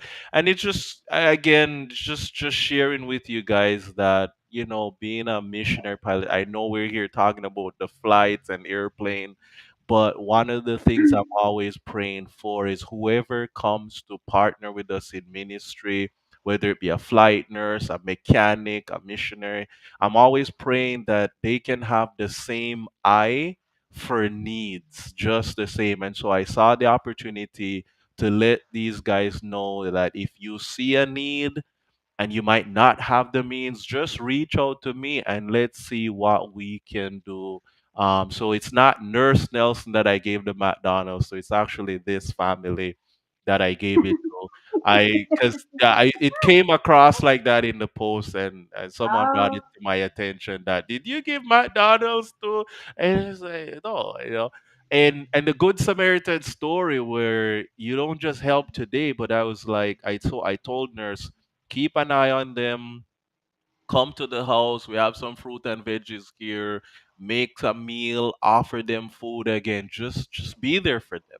Be there for them, and that's just how that's my dream goal, that whatever size team I have, all of us have an eye out for the needs of people around us, just right Not there and then. self-sufficient. Yeah, and I got a message from Nurse Nelson that the next day they whip up some mungo and serve them breakfast. And again, that's what we want. That's what we want. So, guys, when you support us with your financial means, it's not just buying oil and fuel and We we airplane. also we also share them a rice because we still have rice here. So it's like before they go to their transfer to other place, so I give them a rice. Oh, there you go. So that's the other thing. So anyway, so I went to the hangar, guys. These are some clips. As you can see, tons of water came in. The roof, a portion of the roof was damaged in the hangar. The plane was getting wet. I was getting very nervous a little bit. We had to move the drum of oil and move the fuel drums away from the side because water came in on top of those. So whenever we pump the fuel, we're gonna have to watch the filter a bit. I'm hoping that no fuel has made its way into the drums, but if there's fuel there, the filter will filter it. And one thing I like with the fuel pump I have, any presence of water, the filter will be so absorbed with water that it won't pump the fuel anymore. So once it's contaminated with water, the pump will stop working and you have to change the filter for it to continue. So I really like that safety feature of the pump. We had to move all our stuff. They were getting wet a little bit, so all the stuff had to be moved. This side of the roof here was where the zinc was flapping up like that. I reached out to the owners and they came out just yesterday, the day before. They were able to finish the restoration on the hanger. The house, yeah, some water came in, soaked the carpet. The couch got a little bit of water because somehow, even though the windows were closed, the wind was so strong with the water that it beat against the windows and water came in underneath the here in these little creases. We had rags trying to sop up everything, but didn't work. These are my headlights. I went through such heavy water that came in. And, fortunately, easy fix. But sadly, my one of the fan for the AC got damaged and I had to go get that. It would cost me 2,500, which is $50, $50 to replace one of the fan for the AC. Got flooded with water when I went through the heavy rain, heavy water, trying to drop the supplies off at the hangar. Because I couldn't keep it in the airplane. Sadly, some portion of the petrol leaks, so something like the parts and stuff, I could not have Mhm. kept them. I had to take them to the hangar. This is a photo of the family actually. I remember I pulled up at the apartment and I want to say shout out to this good Samaritan right here. The next day, he was able to give the family a ride. And at first, when I saw them with their things, I thought they were just getting something. I realized they really were packing their stuff and heading out. And Nurse Nelson shared with me that they got another place to stay. Their house hasn't been repaired, I believe, but hopefully they can get some help from the government or something to restore their home and they can be back. But again, Nurse Nelson, Janelle reached out to them. Imagine when they come back now and they're going to realize we have neighbors who are missionaries who helped us out and they can form a friendship, and only the Lord knows how far that relationship can go, and we can tell them about Christ at some point. So thank you guys so much. Here in this photo, if you know, you know. All right, that's all I'm gonna say. If you know, you know. When this thing hit, guys, and I didn't have water at the house, my brain just went back to how I was born and raised in Jamaica. Except I didn't have a towel growing up, but I know how to shower outside and survive and stuff. So a number of times the hangar had water. I would go there. I was hauling water, And whenever I haul water, I was like, man, I'll just shower at the hanger. So if you don't know what's in this picture and what's this little thing with the handle, you definitely need to get yourself a Filipino friend or two, and they will tell you all about that. We spent about $60 to buy some, because you know what, sadly the typhoon caught us a bit unprepared, and I shared in my post I was busy in Manila working on my visa stuff when the typhoon was approaching.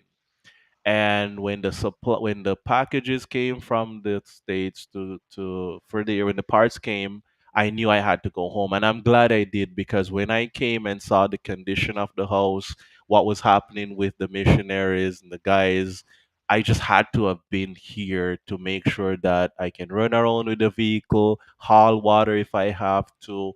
And so now we're more prepared. Okay, we have containers now, we have them already filled up. So in the event the electricity goes again, we can have stuff that we can survive. We just get food and we keep going. So it was when I delivered some of this, and going back and forth, that we discovered that family and that they needed some help. This was the projection for the typhoon. The next one, so Christine passed, and then Kung Ray is coming Leon. after, which leads me to my final mission report, mission flight report, or the final mission in this report. We're gonna have Nurse come back later. Nurse, we'll come back to you. All right, so another typhoon is coming at the time, and I had a mission that was pending. It's another emotional mission. Just before I talk about that mission, some of you might be wondering, how do I know to find the recipient for the rice?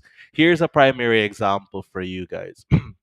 So this is me driving down the road in my community, and I want you to pay attention to this cargo right here. This is a tricycle. This is tons of stuff that this person is hauling, right? So plastic, bottles, cans, etc. Okay, when I see a tricycle like this, I have the rice in the patrol. So apart from the designated families that I give it to, I have it. I so after distributing to them, so you know when I'm buying, I know how much that I buy based on the means that people give me randomly. When I see a tricycle like this, something happened. I wish I can vlog about it, but I cannot record while driving and doing all this stuff, right? So what I will do is I will honk my horn like crazy, and they always think I'm mad at them. So I kick, kick, kick, kick, kick. Then I pass them, and I slow down to a point where they will change lanes, so they'll go in the right lane. They will think that I'm mad because they're in the left lane. When they pull over to the right, I pull over and I stop and they stop. And then I come out, you will see the look on their face. At this point, they're thinking this guy is mad at me, he's gonna yell at me, he's gonna scold me, etc. Right? And then I do for them the most amazing thing you will ever imagine. And I'm just giving you the story in a way that you can visualize it. I go to the back of the patrol and I pull out a half sack of rice. I go right over to that tricycle and I put it in the hands of the driver. And if I wish I could record the reaction on their faces, this is what they're doing to survive. They pick up garbage and recyclable stuff and they take it to a center that collects it. They give them couple pesos and they try to use that to feed their family. When you hand them a half sack of rice, you're giving them something. And I've tried it. I've tried it, guys. I used to save my recyclables and I took it down to the place where you drop it off. They weigh it. So when you arrive, they take it, they weigh it, they put the weight on a piece of paper, they send you around to the other side to an office. You present that paper, and then they give you. And I remember I had some bottles and cans and stuff, and I handed it to them, and I was there for about 20, 30 minutes. and I only got 25 pesos for my recyclables. 25 pesos. The most I can get for 25 pesos is one cup of rice at the Turu Turu. 15, 20 pesos for a cup of rice. You cannot buy rice and ulam. Now, when I look at the amount of recyclables I had compared to the amount of money they gave me, now when I give that rice or money or whatever to these people asking, I have a perfect idea what they're gonna go through because I didn't just want to see them. I literally said I'm gonna store my recyclables. I'm gonna go down to the station and drop it off and see how much I'm gonna get. And when I saw the amount, guys, I was just moved with compassion. So it's random drivers like this when I'm driving. I have it in the petrol. I don't keep the rice here in the house hoping. No, it stays in the patrol, and as I drive around in the community, every time I see a tricycle like this, I know this man is a target, and I wish I could record some of the reaction on their face. I was able to capture one time, but again, that's just when I'm not flying. I'm constantly having an eye out for who can I be a blessing to next? So one of the ministries that I'm doing is called a drive-by ministry. I'm from the hood of Jamaica. Drive-by is a bad thing. Okay, you do not want to have a drive-by. It's where people pull up with car and guns and they fire shot at you, and hopefully you either run or you don't make it.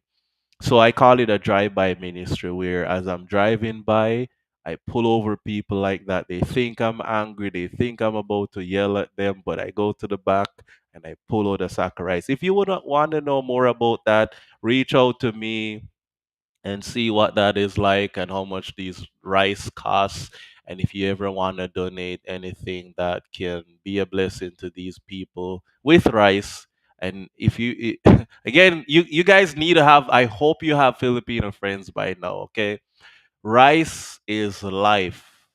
Every grain is precious. If you ever want to feed someone in the Philippines, give them rice. They will be so happy to have rice. When they don't have rice, that's when they don't have groceries. They can have everything else. They can be out of everything. You give rice, it's a huge blessing. So God had impressed it upon my heart 3 years ago to get rice. It's the same supplier who gave it to me for the same discounted price. Rice is very expensive now, so being able to give it to them for free, trust me, they really, really appreciate the gesture and the blessing. Finishing up, we had another mission here. The request came in. I think I have audio for this one, by the way. Yeah, I do have audio. Let's go out and just give you guys a taste. Yep, mineral water, guys. That's the typhoon effect. And then kita mo the roof. And then, lakas ng hangin. Grabe. Ayaw ko ng lipat. Patay ka. Peekaboo, I see you. Yeah. Yeah, so that's what happened with that, the rain, and just. Good morning from the flight deck. I'm definitely getting old. My birthday is a few days away, and I'm here at Clarendale, where I'm going to pick up a patient that pretty much didn't make it. And so, after picking up the patient with one relative, it's going to be about a 3.5 hour flight to take them to Moscow, Batanes. After that, I'm gonna be attending the funeral to give my condolences in person to the bereaved family. So let's get the mission done. Come on. I hope the audio was clear for you guys. So basically, in the video, I was just saying that this is the last mission for the report. Before, so I got a request when we were there in Palawan for the 5 days. There was a request that came in, but because I was doing other prayer requests, I wasn't able to honor this one. They said they would get back to me. The patient became unstable, but the patient actually wanted to go home back in Batanes before this moment that we're looking at right now. And the typhoon was coming as well, so I wasn't able to help them. And so it was too late to help her before she passed, but after the passing, we still decided to give it another try. And when we cannot fly to help save lives, we fly to have closure for the family. So this was Plaridel. This is her son here. And again, it's been after the mission, I have not been the same since. I've been so emotionally drained that most of my days was spent helping on working around the house with some stuff like the cleanup and the arrangement of things and minimal driving. It's like I didn't want to leave my home. I was just so, and I'll tell you guys why. So we pick up the patient, the deceased. That's her son, and it was a 3.5 hour flight to take them up to Batanes. Weather is good. Right? It finally improved. Everything was going good. I had a little headwind I was dealing with, so that's why it took 3.5 hours to get there to get the mission done.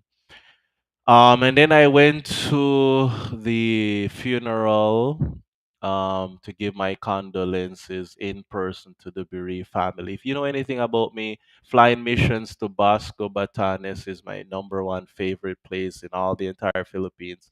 Flying to Basco is where I like to fly. Most of my followers who follow me in the top city that follows my page is Basco in Batanes. So being amongst the Ivatans, most of the stories that got featured around the world is actually from Basco Batanes. They've been family for me. The Ivatans have a very, very special place in my heart. And every time I go there, whenever I get the opportunity to help them, it's always a blessing. So we want to say condolences to the bereaved family. Mom Shirley is the name, and I had the opportunity to meet the son and the other family.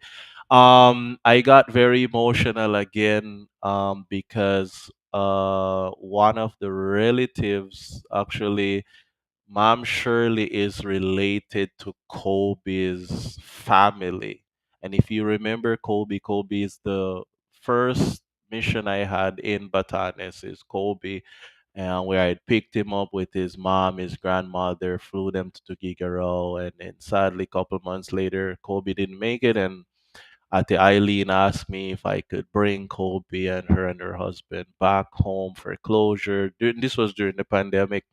I wanted to go to Kobe's funeral, but I never got a chance because of the pandemic and restrictions.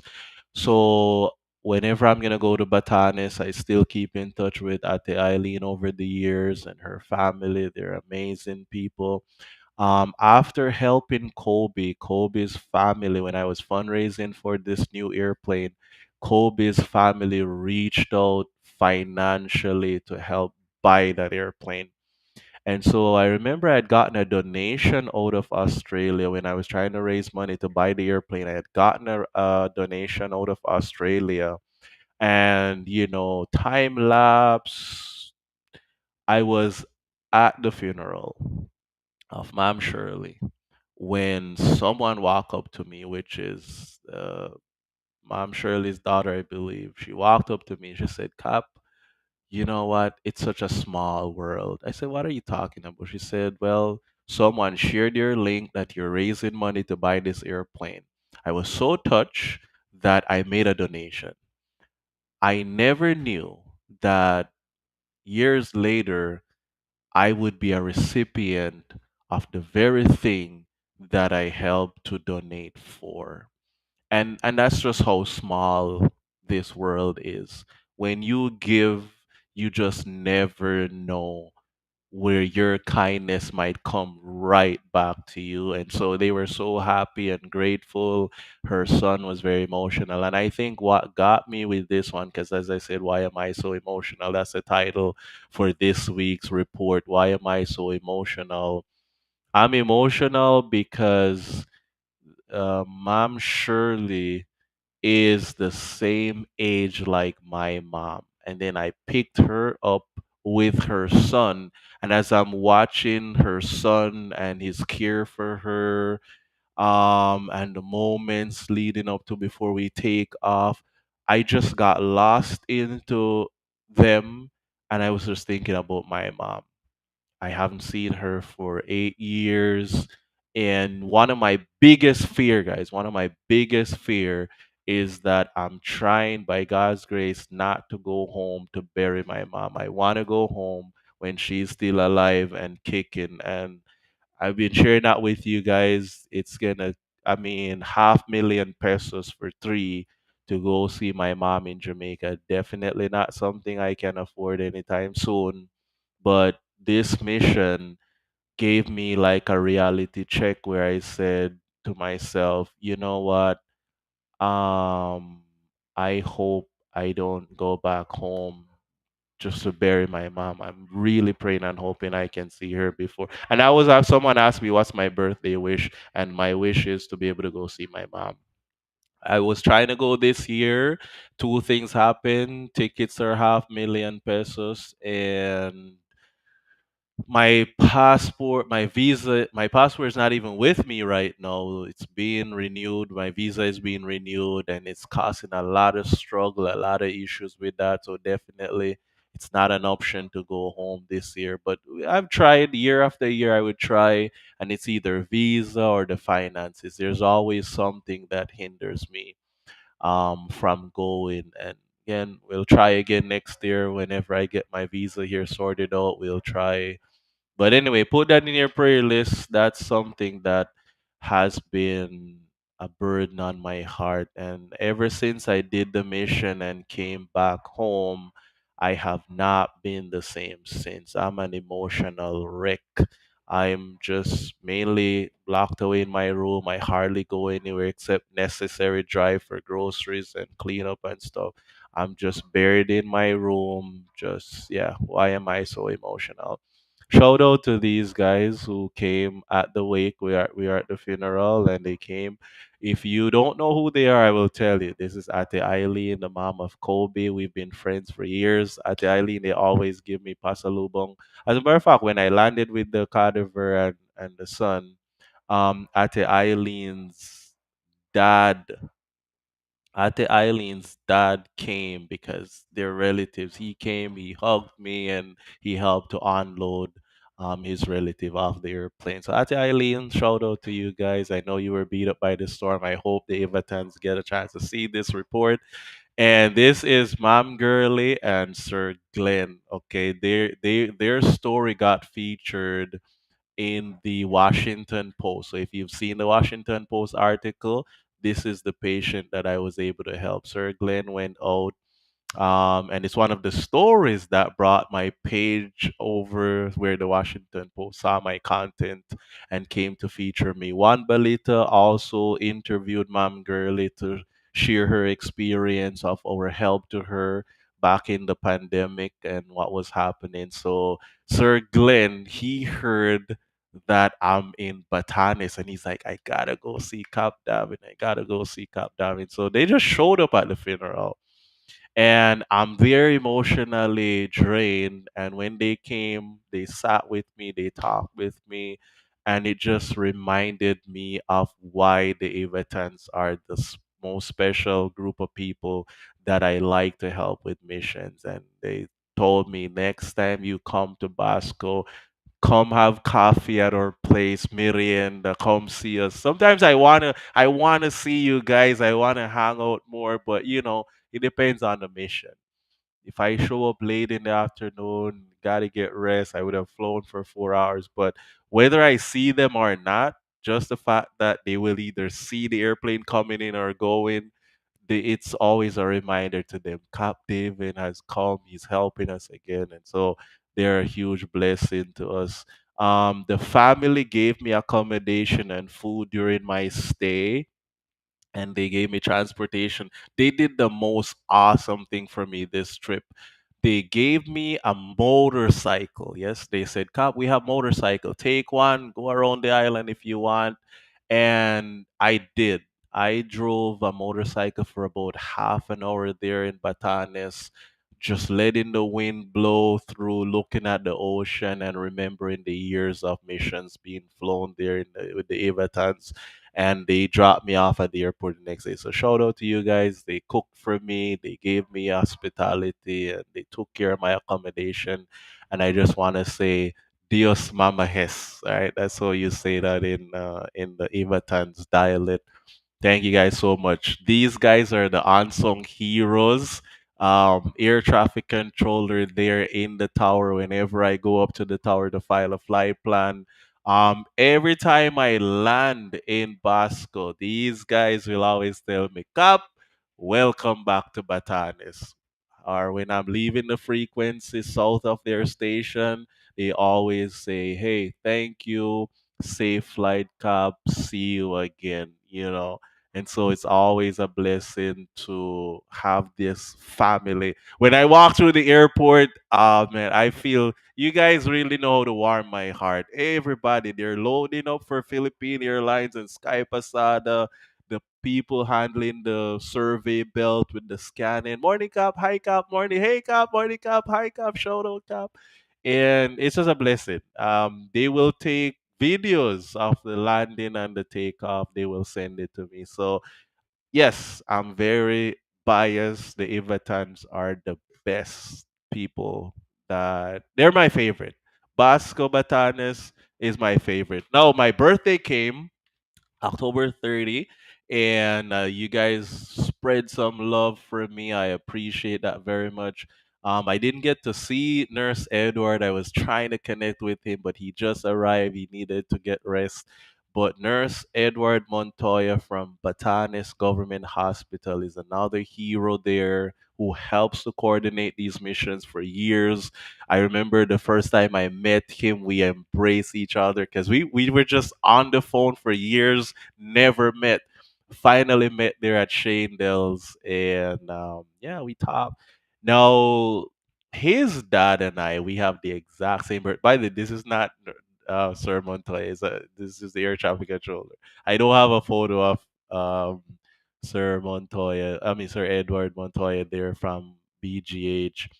But his dad and I celebrate the birthday the same time, October 30. The Ivatans were so nice that the storm was coming on the 29th. It was already giving them rain, and they figured the electricity is gonna go out.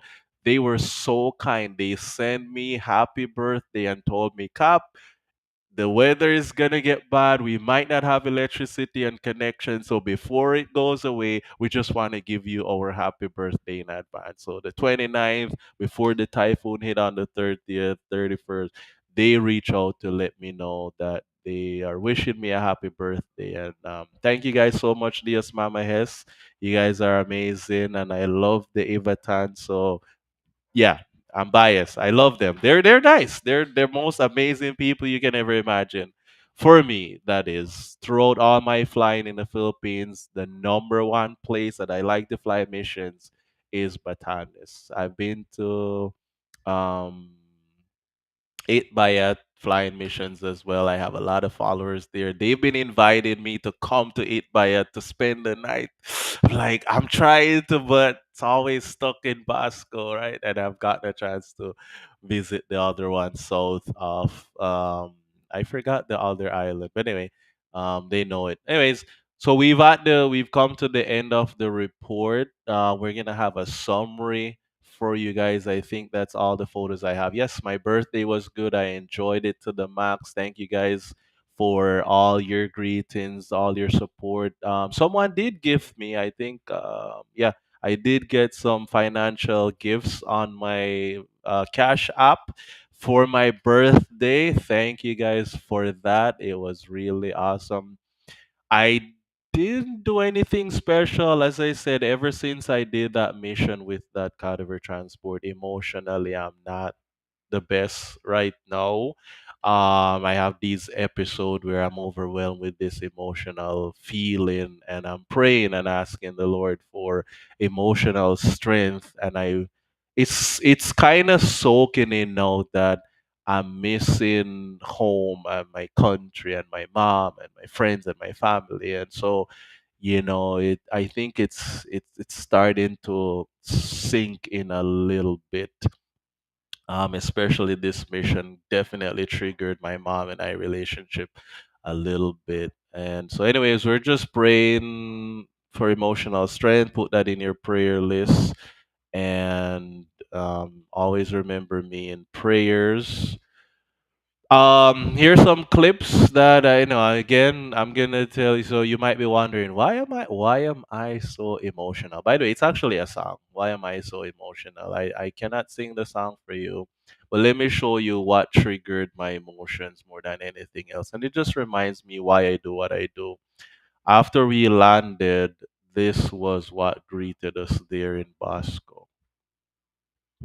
That's Ate Eileen's dad, who had the opportunity to fly with me before. That's the son, that's the daughter of the Mom Shirley. And they came, they were just hugging and embracing each other after 3.5 hours. And as you can see, these guys came and they helped to get the Mom Shirley off the airplane to put her on that thing for closure for the family. And so I was in this moment and my emotion just went through the roof. I have not recovered since. So I want to say thanks to all these ground personnel here. They're from the fire station, the police, the security. There's one person that I'm going to try and point out. You see this gentleman right here wearing the orange vest? Every time I bring a cadaver to Basco, he's always there. Actually, I said it to him. I said, "Sir, I look at all my videos with cadaver transport to Basco. You're always there." He said, "Cap, I'm always happy to help. Every single video I take where we need help to get them off the airplane, he is always there." I don't know his name. I need to get his name next time I'm in Bosco. But I did notice that he's a tall guy, and I think that's why he stands out so much, where he's always there every single time helping to take these individuals off. And that's one thing I like with the Ivatans and the Filipino in general. They're very hospitable, they're very helpful, and they're always there to do what they can, so that we can complete the mission. And so this has been on my mind now for a while. It has taken the better of me emotionally, and I'm praying for emotional strength. This is the son. So it was funny. I flew him for 3.5 hours. He came back to the airport and he brought me on the motorcycle to take me up to the place. This is just a small little view. So I'm an emotional wreck, and they gave me a motorcycle and I decided to go just riding around the island a little bit just to kind of unwind all that emotional stress. And every time I came around a corner, I'm seeing more and more beauty of Batanes. I'm like, another one and another one. I ended up riding for half an hour. I went to Ivana, the comprehensive high school. It was so far out, and this was the night at the wake when we got a chance to go there to share our condolences to the bereaved family at the time. I love you guys. I appreciate you guys so much, because without your prayer and support, none of this would be possible. So to all those who keep us financially going, these moments were captured, video and photos for your viewing as well, so that you can know how much we love and appreciate everybody. We're gonna transition to a song that inspired me this week, and that's what I've been doing. And while we're gonna, before the song, sorry, is the summary. So we're gonna introduce you to someone new to the team. All right. I'm watching. I can see her. She cannot see herself yet. So she's mustering her smile already. Janelle, are you ready? Okay. I'm gonna put the summary. All right. Before I bring Janelle, let me put the summary on here. Okay, so there's the summary. And then I gotta get her on. Wait. Guys, I'm the techie. I'm handling the thing. Okay, here we go. All right. So Janelle, good. You got a position. There you go. All right. So we have two people on camera. We have Janelle. We have May. and Janelle is our missionary that came with us. I'll give you their names. So we have Janelle. Janelle, smile and wave. All right, that's Janelle. You guys might have seen the vlog where we picked her up. She's an aspiring flight nurse, so she's young. She wants to do something for the Lord, and you'll hear more details on that. We're prayerfully trying to find a school for Janelle at this time, so keep that in prayers. That we'll be able to find a school where she can still be with us in the home at least weekends, and then she'll be studying, and then hopefully she'll get that done, come back, and volunteer with us. We have May that you're going to hear about later on, right? So May is our missionary avionics tech, and she has been doing an amazing job in the office taking care of my books that was months behind. Anyway, you'll hear more from me as we go along. All right, we're gonna have Janelle do the summary for us, and I'll flash it on the screen. Go ahead, Janelle. Time is now yours. For our summary for the month of October, we have 10 Medivacs from October 13, Cuyo to Puerto. October 15, Coron to Puerto. October 16, Cuyo to Puerto. October 18, Coron to Puerto. October 20, Coron to Sangli. October 21, Lubang to Sangli with no nurse. And October 27, Cadebar. Um, for we consume 20 for 441 gallons and of fuel, and if we convert it to the liters, it is 1669.37 liters, and we consume 10 quarts of oil for this month, and um 40 40 hours flown by Cap Davin, and we consume the total expenses for this month is 3,843 US dollar. And if we convert it to the Philippine money, it is 223,859.53 for we spend it to the maintenance, renewal of aircraft, documents, and upgrades.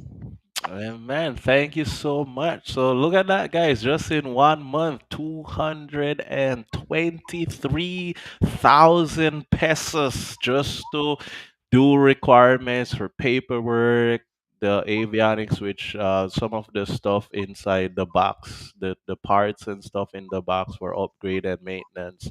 So yeah, that's just a little shy of 250,000 pesos.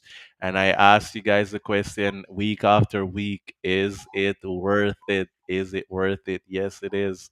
All these missions take something, but thanks to you guys for your prayers and support, we are able to offset these expenses. Good job, Janelle. Thank you so much for doing the summary for us this week.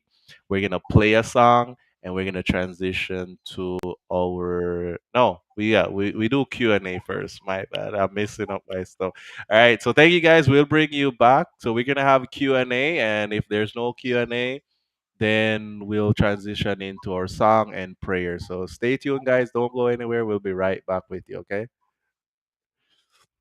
All right, so let's open our Q&A session. We're going to go to the comments section. Now is the time for you to interact in the chat. We did have a question here that I want to address. Clyde, he's very patient. Thank you so much. Clyde, are you still here? Comment below. Let me know if you're still here so I can answer your question. I mean, I will answer whether you're here or not, but it would be nice to know if you are still here. Clyde, Natalio Tula, are you here? Can you whip something up in the chat to let me know you're still here? We'll give you a few little thing. So we're waiting while we're trying to see if Clyde is still around before we answer his question in the comment section, starting from the top. Happy Sabbath to you, Baki Karias, watching from Facebook. Thank you. Curl, happy Sabbath. Shout out to you. Curl, what brings you to our feed today? I know why Curl is here, guys. Anyway, Curl helps me. Curl actually plans to come help me with the airplane. He's just getting training and mentorship in the other base first. And May and Curl have some stuff in common. Amen. We're not gonna mess with them on the feed, but they know why. So happy Sabbath to you, Curl. And Baki says you are all modern heroes, guys. So praise the Lord. Not all heroes wear a cape. Some wear a headset and nursing uniform. So thank you so much for that comment. Happy Sabbath to you. Oh, happy belated birthday. Ian McDonough, love and thanks, my brother. He's from Jamaica. Wishing me a belated happy birthday. Thank you so much. Kika says greetings to you. Good work. Must go to sleep. Oh, he's gonna go to sleep. Happy Sabbath. He's praying for Jose and Blue. Yeah, Blue smiling. Blue sky is smiling. Okay. Thank you so much.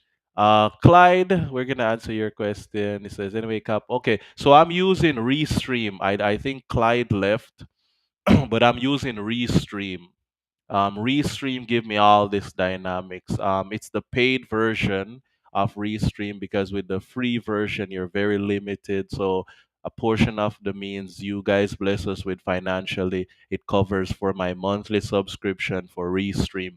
Restream, shout out to them. They're really nice in that I am able to stream on my YouTube, my Facebook, and my personal account and my page in one go. So I'm live on YouTube, I'm live on my personal account, and I'm also live on my page itself.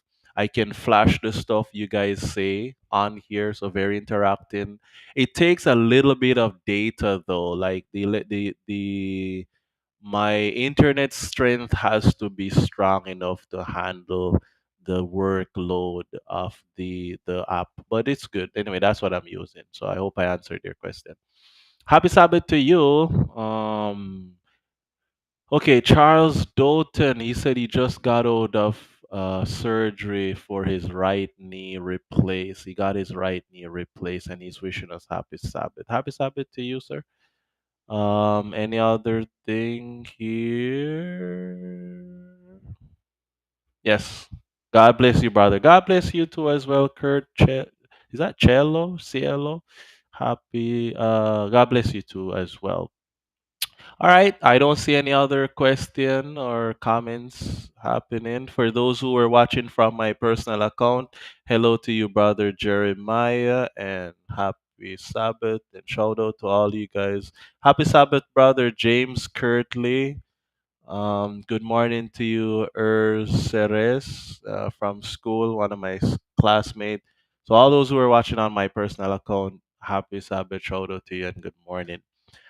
I don't see any other what do you call it? Comments, questions. So we're gonna go to our song and then we will go from there. Okay, so we'll play our song and now we open the floor for prayer requests.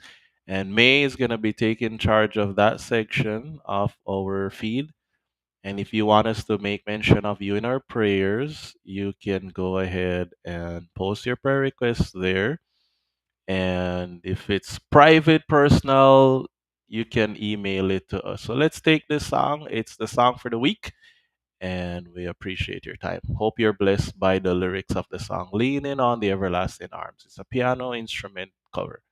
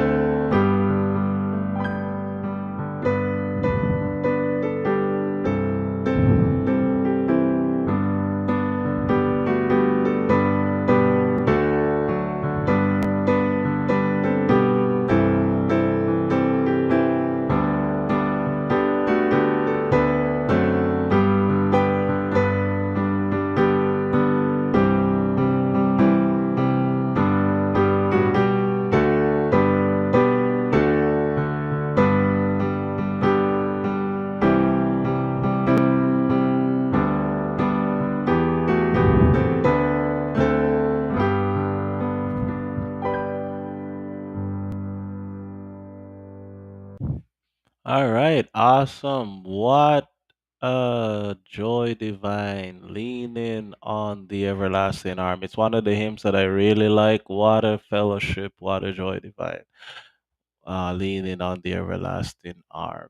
Um, Especially when I got to deal with different things. And actually, one of the things I like with being a missionary pilot is whenever anything is happening, whether financially, socially, emotionally, any alleys whatsoever, I always know that I have Christ that I need to lean on. I lean on Him, and He will find the right people at the right time to be a blessing to the ministry. So it's a blessing to be able to live to see another year. I'm not yet 40. I'm not excited to be 40 because when you reach 40, your medical changes, you got to do more tests more frequently, etc. So not too excited about 40. They say life begins at 40 though. But I'm like, you know what? I don't want it to begin at 40. I want it to be now, right? So that's a song that stood out to me yesterday. I was coming home and I was listening to it on Spotify and I said, that's the song for this week. Leaning on the everlasting arm. There, no matter what's going on in your life and your experience, guys, always remember that you have an arm that you can lean on. We have May with us. We haven't seen anyone in the chat for the prayer requests, but she's here to take your prayer requests and to present them before the Lord. And if we don't get any, she'll be more than happy to make mention of you guys' name and just pray for you as well. So if you would like her to make mention of you in the prayer, so while we're waiting for your prayer requests, we want to officially welcome May to the feed for the first time, both she and Janelle. All right, can you hear us, May? Hello, everyone. All right, there you go. There you go. May is doing an amazing job, guys. The office, my spreadsheet is on top of things. My account is on top of things. My schedule, and she's created some emails and different things, and it's a blessing. So apart from the avionics that she's gonna be helping with, she's very instrumental in keeping the office side of the ministry um, intact. All right. So this is the team that we're working with right now. This is all of us here. I know. No, I gotta mess with. There you go. Yes. All right. We fit. All right. We fit in the screen in one go. So we're just waiting for your prayer request, or if you'd like us to make mention of you in the prayers. And for those who have donated, please look out in your inbox, check your spam folder. We left you something very special. They were sent out this week. Some of you have responded to it, so we thank you for that, and we're looking forward to hearing more from those who might not have seen it yet. Again, check your spam folder. So if you have given donation to our ministry, you might have gotten your gift already. If you haven't checked your spam folder, it should be loitering there in your email address. So this is a team that we're working with. It's growing. We definitely need more help. You've seen Nurse Nelson time after time after time. So May is gonna be very busy this week. This new week coming up, gonna be busy. We're heading out to the other base, where she's gonna start putting one of those piece of avionics on the airplane. So pray for her for wisdom and strength as she takes undertake that task of putting a little upgrade on the airplane. So for those who have been donating and supporting, this is a portion of whatever gift you send in. It keeps a roof over our heads, food on our table, and whatever other necessities we need financially. Your gift helps to make that possible. May, we don't see anyone there in the chat wanting prayers. So you're just gonna have to pray for them by faith. We'll pray for them by faith. So we're gonna have May go ahead and offer that prayer for the. There's two prayer requests that sent through email. Can I? Okay, yeah. Without their names, you can. Yeah, you can include that for sure. Okay. Let's pray. Heavenly Father, we come before you with a grateful heart for our brothers who need your um, your guidance and strength. May you give them the protection that they need each day. Bless them, Lord, and um, we also lift Sister Wendy to you as she is facing this uh, health challenges in her life. Bless all the donors of Pamas Batangas and Flying by Faith, Lord. And in your mercy, we lift all uh, of this. And we surrender all to you. And this is all we pray in the most precious name of Jesus Christ. Amen. Amen. Thank you so much. Thank you so much, guys. It's gonna be an amazing week coming up. We have another emotional mission. Again, it's an emotional journey for all of us. We got news a few days ago that one of the patient we had transported, was it 2 months back, nurse? A month and a half roughly. Yeah, going almost 2 months. And unfortunately, he didn't make it. The daughter was the one who was with us on the airplane that day. She reached out and said her dad didn't make it, and they're asking us to take the body home for closure. We were gonna try Friday, but due to poor cell coverage, we never got a confirmation Thursday night for Friday. By the time they got around to us, it was too late in the morning, so it wasn't the best idea. So we have rescheduled. So tomorrow morning, first thing of airborne time around 6 a.m. We're gonna be transporting him. Now there's no relatives to go with the cadaver, so I'm just picking it up by itself.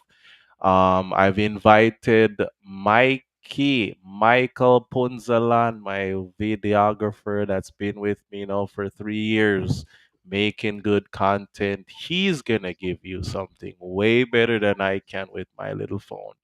And accompanying us will be Janelle. She needs to build some time on the airplane. We have an extra seat. So, Janelle, I know you want to be an aspiring flight nurse, but you're going to be tagging along with us for that cadaver transport. So, she'll be with us. Michael will be with us. Pray for us tomorrow as we undertake this mission. Total flight time is going to be about 3 hours and 10 minutes to get the mission done, and then hopefully we'll see if any other requests come in between tonight and tomorrow. So this is the team. We're here doing our part, and we thank you guys for making all this possible with your financial support and your prayers. So this will be the setup now. Instead of just me doing all the report, these guys have their little portion that they're gonna be collectively doing with me, so that you guys can see them every week and hear their voices, etc. We want to interview somebody on one of these islands. Hey, nurse, I have an idea. We're gonna go to Coron to take the body. Maybe we should message Mom Ashley tonight and see, because Michael is gonna be with me. Maybe she could come to the airport and we could, yeah, if she's free. I don't know. We should try. We should try and see if she's free. Michael is there with all his recording equipment. We might be able to get an interview out of her tomorrow if she's available. Nurse, no, I mean nurse Ashley, if you're watching this, Mom Ashley, please, if you're free tomorrow, it would be a good opportunity for us to do so. Hey, Ian, you're welcome. Ian is saying thanks for the prayers, guys. You're welcome, Ian. Nurse, what are we missing? What's missing from the report, nurse? I can't hear you. Your mic is The muted. word, Ah? the fear. Alrighty. Go ahead, nurse. Verily I say unto you, inasmuch as ye have done it unto one of the least of this, my brethren, ye have done. I can see the ano na, Unto unto me. me. You have done it unto me. Alrighty. Nice. Okay. So that's our promise text. And where is it Matthew taken from? 25. Ma- Matthew 25:40. This is one of our key texts that we use over the years. I was looking at that passage of scripture, and this is what I realized. Our ministry is patterning what Jesus outlined in in that passage of scripture, because before verse 40, he mentioned some things like I was hungry and you gave me food. That's why we have these little ministry with the rice and feeding our neighbors, because Jesus said I was hungry and you fed me. Then he says I was naked and you clothed me. We're hoping to have a team that we can go in the community and give away clothing to clothe some people at some point, where also it also says that he was sick and you visited me. So the flying aspect with these medevac takes care of that aspect of what Jesus said when he said, I was sick and you visited me. We told you we're exploring the idea of prison ministry because he said, I was in prison and you visited me. And so here at Palmas Batangas, we're trying to model the areas that Jesus said he exists: sickness, hunger, clothing, and prison. We've covered 50% of that is already taken care of. We're hoping to do the other 50. So there's more housing, more place to furnish with furniture, bed, stove, air con, all those things, and we're also open to have more volunteers come and join us. So if you're watching this feed and you would like to join the team and be a missionary with us, reach out to us, send us an email. Let me put our email address there. Yes, you can send your resume today at applying by faith 2024 at gmail.com. Applying by faith 2024 at gmail.com. Tell us your skill set. Tell us what area you would like to volunteer with. And by God's grace, we can see if we have the means and the resources to accommodate you. Looking forward to hearing from you at some point. Thank you guys for joining. You've been awesome. We're not gonna put you down. We're gonna give you guys something special. So, on behalf of Philippine Adventist Medical Aviation Services, Flying by Faith, behalf of myself and the team, my family, we would like to say, guys, what do you like to say? Yeah, man. What would God you bless guys like you. to say? Thank you and God bless you. Amen. Anything else you guys want to say? Janelle? Just, you know, Janelle doesn't want to say anything. May? Thank you for your support, guys, for our ministry. And I hope na madaming mag-volunteer sa ministry na ito. Amen. All right. Janelle is shy, guys. So we'll hear more from her at some point. Amen. Anyway, so we thank you, we thank you, we thank you, we thank you so much. You have our website, email, and everything. Reach out to us when you see it fit. Until you hear from us again, keep praying and keep supporting, keep partnering with us as we continue to touch each hearts with each mission. Mabuhay from the Philippines. One love, walk good, everybody. And yeah, man. yeah, man.